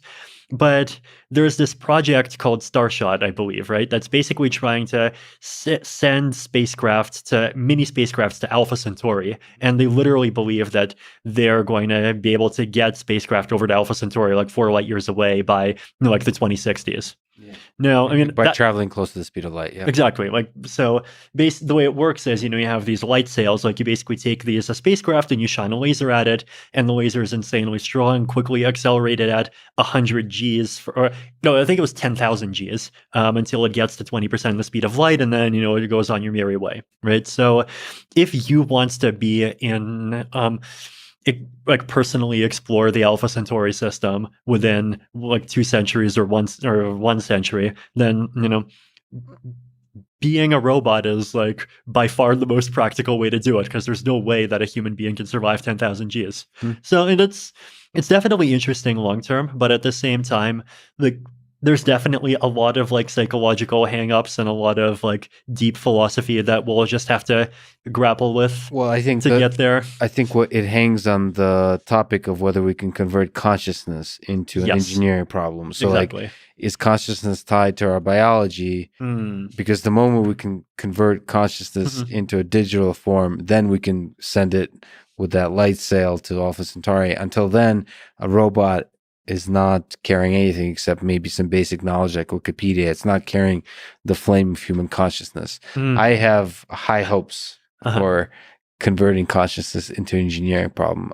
In fact, I think it's not as difficult as people think. I agree with that. I'm definitely in the camp that consciousness is a property of the algorithm and not a property of brain structure. The other fun, like the kinds of philosophical things we'd have to grapple with is like, once you upload yourself, like you can hit Control-C. It wouldn't it be lovely to have like 10 copies of Lex Friedman, and then like we could just interview everyone. So I have to ask this question. It's a difficult one, which I don't think it'd be wonderful, first of all. Sure. So in the following way, and this has to do with immortality as well, there's something about scarcity that creates value. Or there's a bunch of philosophers, Viktor Frankl, Bernard Williams, Ernest Becker, they argue that death or the scarcity of life creates meaning. That the reason life is beautiful, the reason so many moments of experience of love or delicious food, all those things are made delicious because they're finite, because they end, and because we don't have that many of them. And there's a kind of worry that if we extend the human lifespan, if we achieve immortality, or if we, God forbid, clone me multiple times, then you lose the richness of what it means to have this life, to have this experience. Is that worry you at all? Do you think there's some aspect to which death does in fact give meaning to life? I guess like the one historical parallel, and like this might be a bit unfair, is that there have been philosophers that have said things like war gives like meaning to human collectives, and the struggle for supremacy between nations and races is this like big driver of progress that that ensures that everyone strives to be their best. And, of course, this viewpoint got into the head of a crazy Austrian guy, and 20 years later, his soldiers were shooting at my grandparents. So, these days we don't really have that, but yet life still feels meaningful. We've still found other ways to, there's still a striving for technological progress. There's still, a striving for self-improvement in general. And it turns out that, you don't actually need to have existential conflicts in order to have that. Now, maybe you need conflict, but we have other kinds of conflict, right? Like we have, competition between businesses, competition between political ideologies, competition between projects. And so, these are like whatever the psychological needs are, like there just are substitutes for it.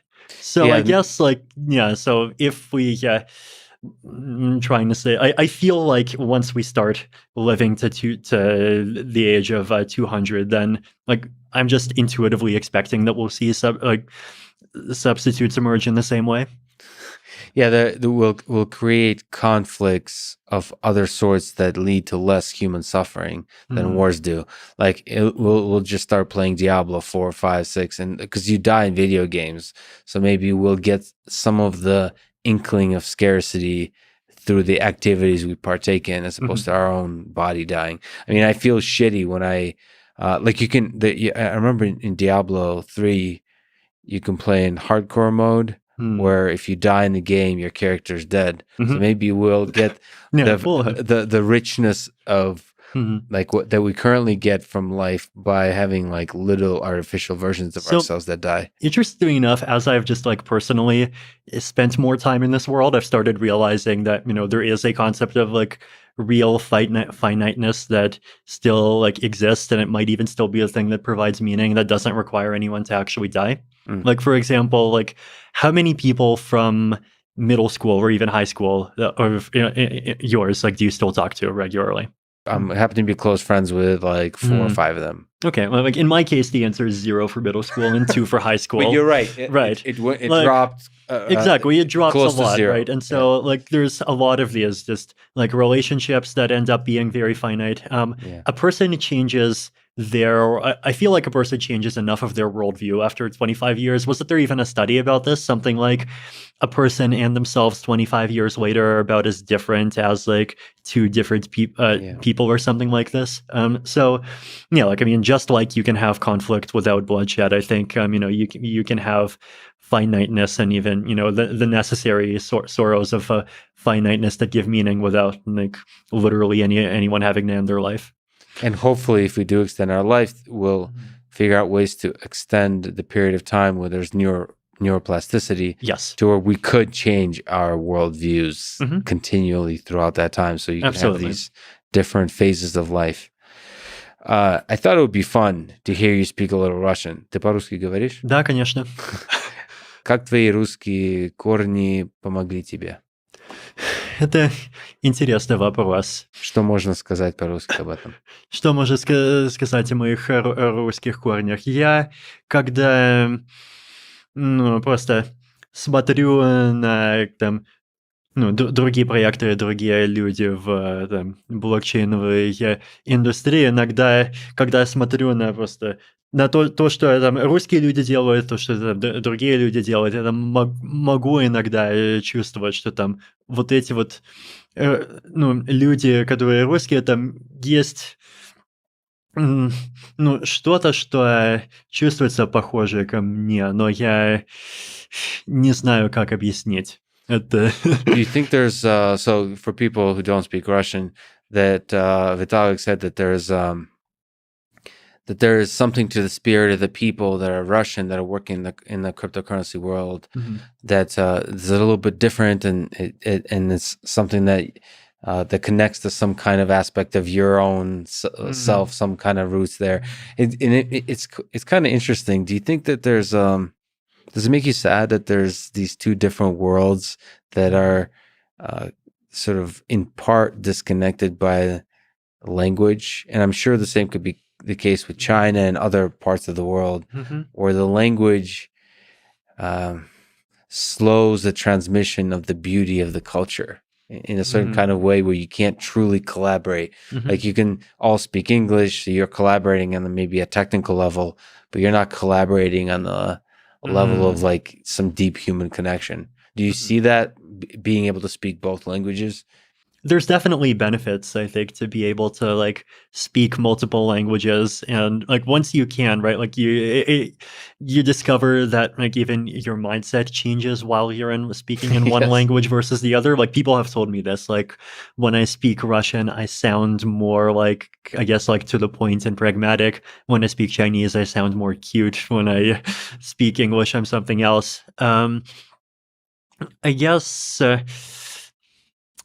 There's definitely like a richness that you're missing if you're only like in one of these language bubbles. But I guess the arguments on the other side would be that if everyone spoke the same language, then like there would just be one bubble, right? This is the challenge, I think. Like there are actually benefits to having cultural diversity, and you definitely don't want the entire world to be too conformist. Yeah. And Well, one of the interesting things about crypto is that it's just a culture that actually like manages to like somehow have its uniqueness and and even preserve its independence from all of these surrounding countries, despite being embedded in all of them. So it spans outside of the geographic boundaries, and language in some ways Hmm. does as well. And Yeah. the way these cultures, these bubbles are created, I mean, they overlap in interesting ways. It's almost like a hierarchy, and the same is the case with the crypto world. Hmm. There's Yeah. there's communities associated with each cryptocurrencies. There's communities within those communities, Hmm. and it's yeah. Yeah, and I think like I mean, it's definitely sad whenever these groups are fighting each other. And like it's definitely good for them to like if people can cooperate more. But at the same time, like just having like groups of people that have different kinds of life experiences, like there's definitely something to benefit from that. So let me ask one last question. I don't think I asked you last time the ridiculous question about the meaning of life. Uh, Dostoevsky said, "Beauty will save the world. Красота спасет мир." Hmm. Uh, some people believe money is a big part of happiness, and first of all, you've made a lot of money. You turned away a lot of money. You turned away a lot of power. So you're a fascinating person to ask, what do you think gives meaning to life?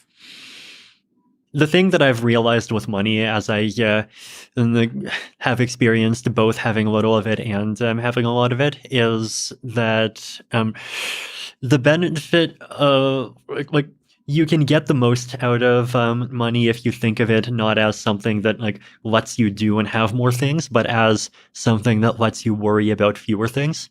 Yeah. Right, like if you have, if your savings are just non-zero at all, then like you don't have to worry as much about losing your job, and if you feel like you have a job that just like really conflicts with your values, then like if you have even 6 months saved up, that just makes it easier for you to say bye bye. I'm going to do something else. If you have more money, then you can not worry about like even what you're doing needing to be profitable at all. Once you get more money, then like you can choose transportation options and food options that just like have less hassle in your life and allow you to be lazier. So if you like this aspect of just like reducing troubles and like opening up room for other things, I think is a big part of it. Like if you instead think of money as being like this positive or this thing that like gives you stuff and you try to derive meaning from the stuff, I think that's much more likely to be like a road to like basically squandering that opportunity. So yeah, and I guess my philosophy on that is definitely like more subtractive than additive there. But once you have enough money that you don't have to worry about the money, you're burdened with another question, which is of meaning. I mean, do you think there's meaning to it all? Or it seems like your own life, you're trying to build cool stuff that Mm. alleviates some level of suffering in the world. Well, I mean, one way to think about it is like think back to like how you thought about life when you were in school, right? Well, in school is interesting to think about, right? Because in a lot of ways, like it's just totally outside of bounds of the kinds of systems that are like social systems that we live in as adults, or maybe not. Like maybe things like academia are intended to replicate parts of school. Like first of all, school is very totalitarian, right? Like you have to follow the teacher's instructions. The bulk of your schedule is like forced to be in particular areas. You can control you from leaving the grounds during this period of time. Assign a lot of homework, but at the same time also school is a bit of a post-scarcity utopia in that you just don't have to worry about getting resources for yourself. Mhm.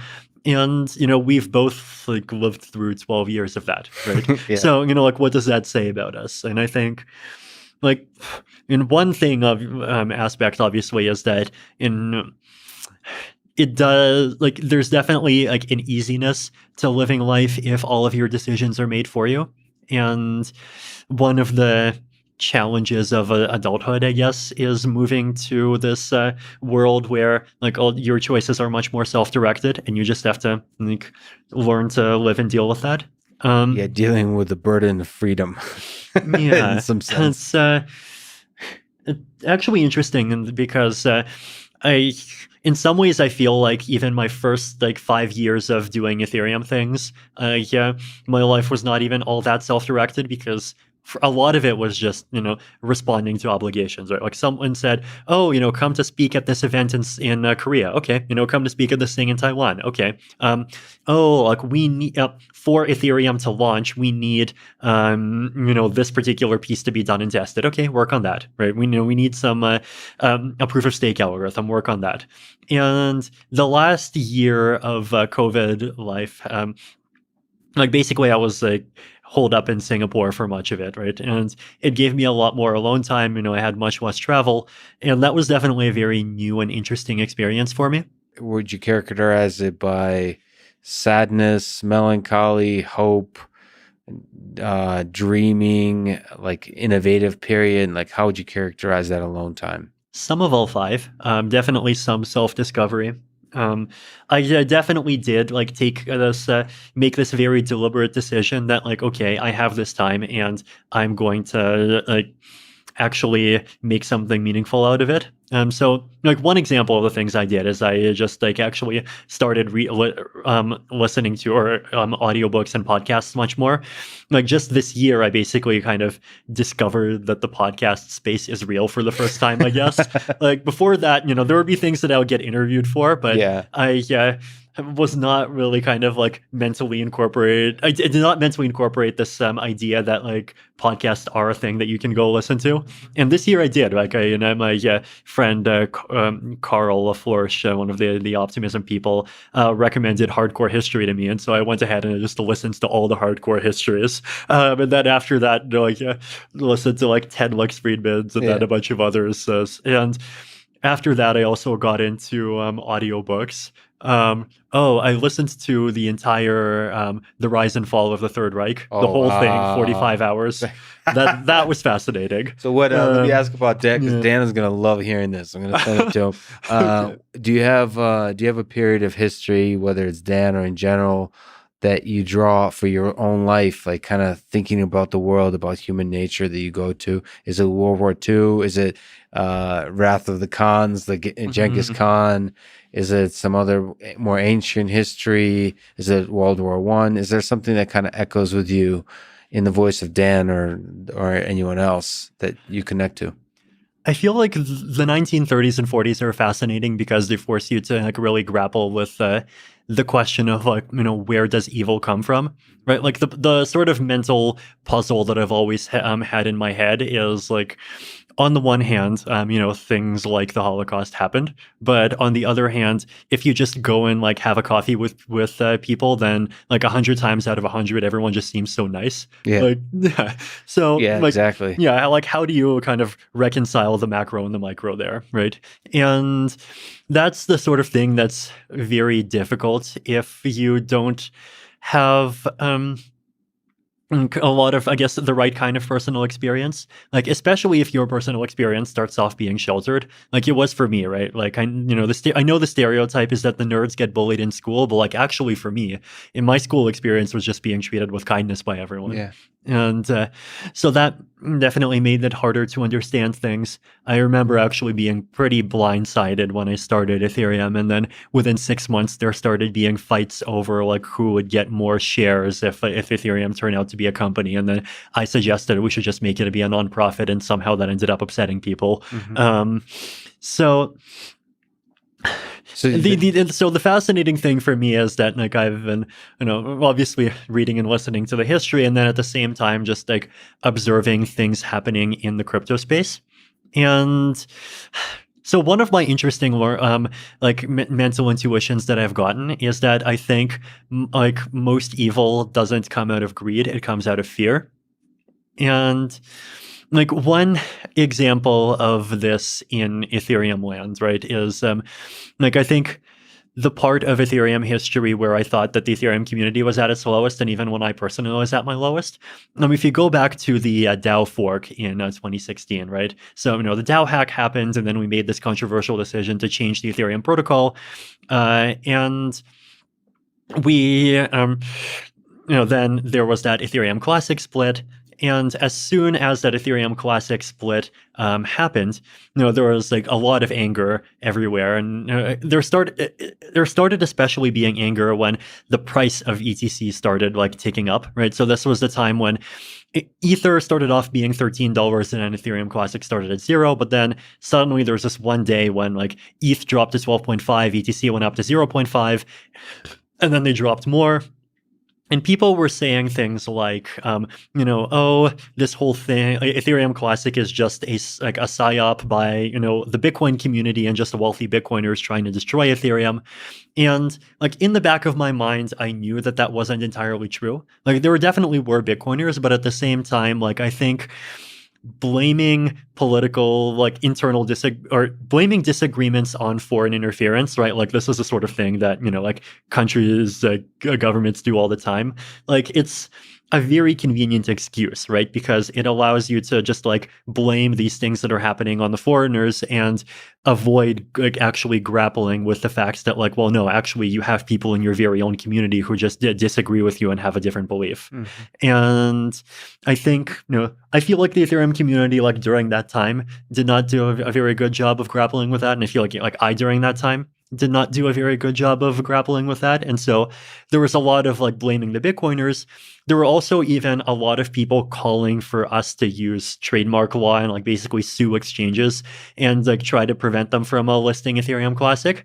And like to me, that was very unethical, right? Like this basically using the government as a weapon to try to attack the other cryptocurrency and like destroy it as like goes completely against the ideals of freedom and like things that at least in theory we're supposed to stand for. But like in that particular time, like basically what was happening was that the ETC price was rising, and at the same time the ETH price was dropping in lockstep, and and there were a lot of Bitcoin people basically saying this is the end of Ethereum. And I think a lot of people really were afraid that Ethereum would be just like completely destroyed as a result of this. And so like that's where the anger came from. Exactly.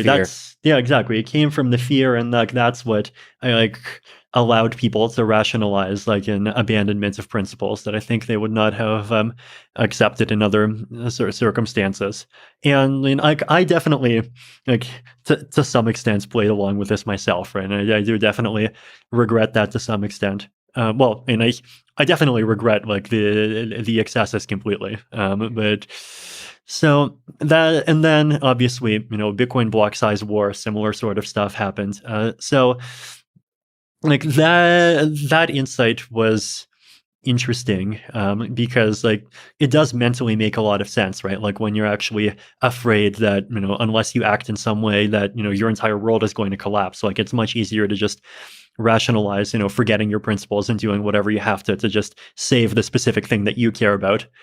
It feels like the right thing to do, the brave thing to do is in the face of fear to still have compassion, to still have love, as opposed to hate. So the darkest moments, the toughest moments of human history are those where fear is everywhere.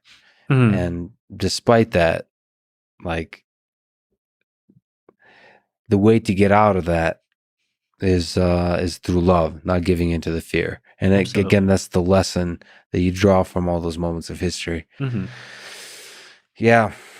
Well, I like you have, in terms of those coffee and the kindness that people have, it does seem that everybody has the capacity for evil and everybody has the capacity for love. And you just have to create mechanisms and incentives that prioritize the latter over the former. Vitalik, you're one of the most interesting people I've gotten a chance to talk to. Thank you so much for talking. I hope we get a chance to talk again. I hope I can at least be some small part. This would be awesome on a podcast with you and Dan Carlin. That would be an awesome conversation.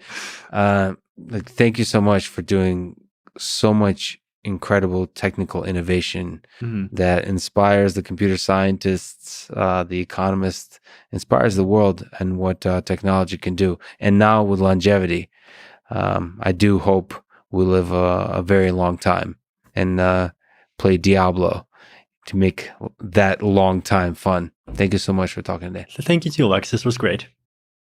Thanks for listening to this conversation with Vitalik Buterin, and thank you to Athletic Greens, Magic Spoon, Indeed, Four Sigmatic, and BetterHelp. Check them out in the description to support this podcast. And now, let me leave you with some words from Nelson Mandela. When a man is denied the right to live the life he believes in, he has no choice but to become an outlaw. Thank you for listening, and hope to see you next time.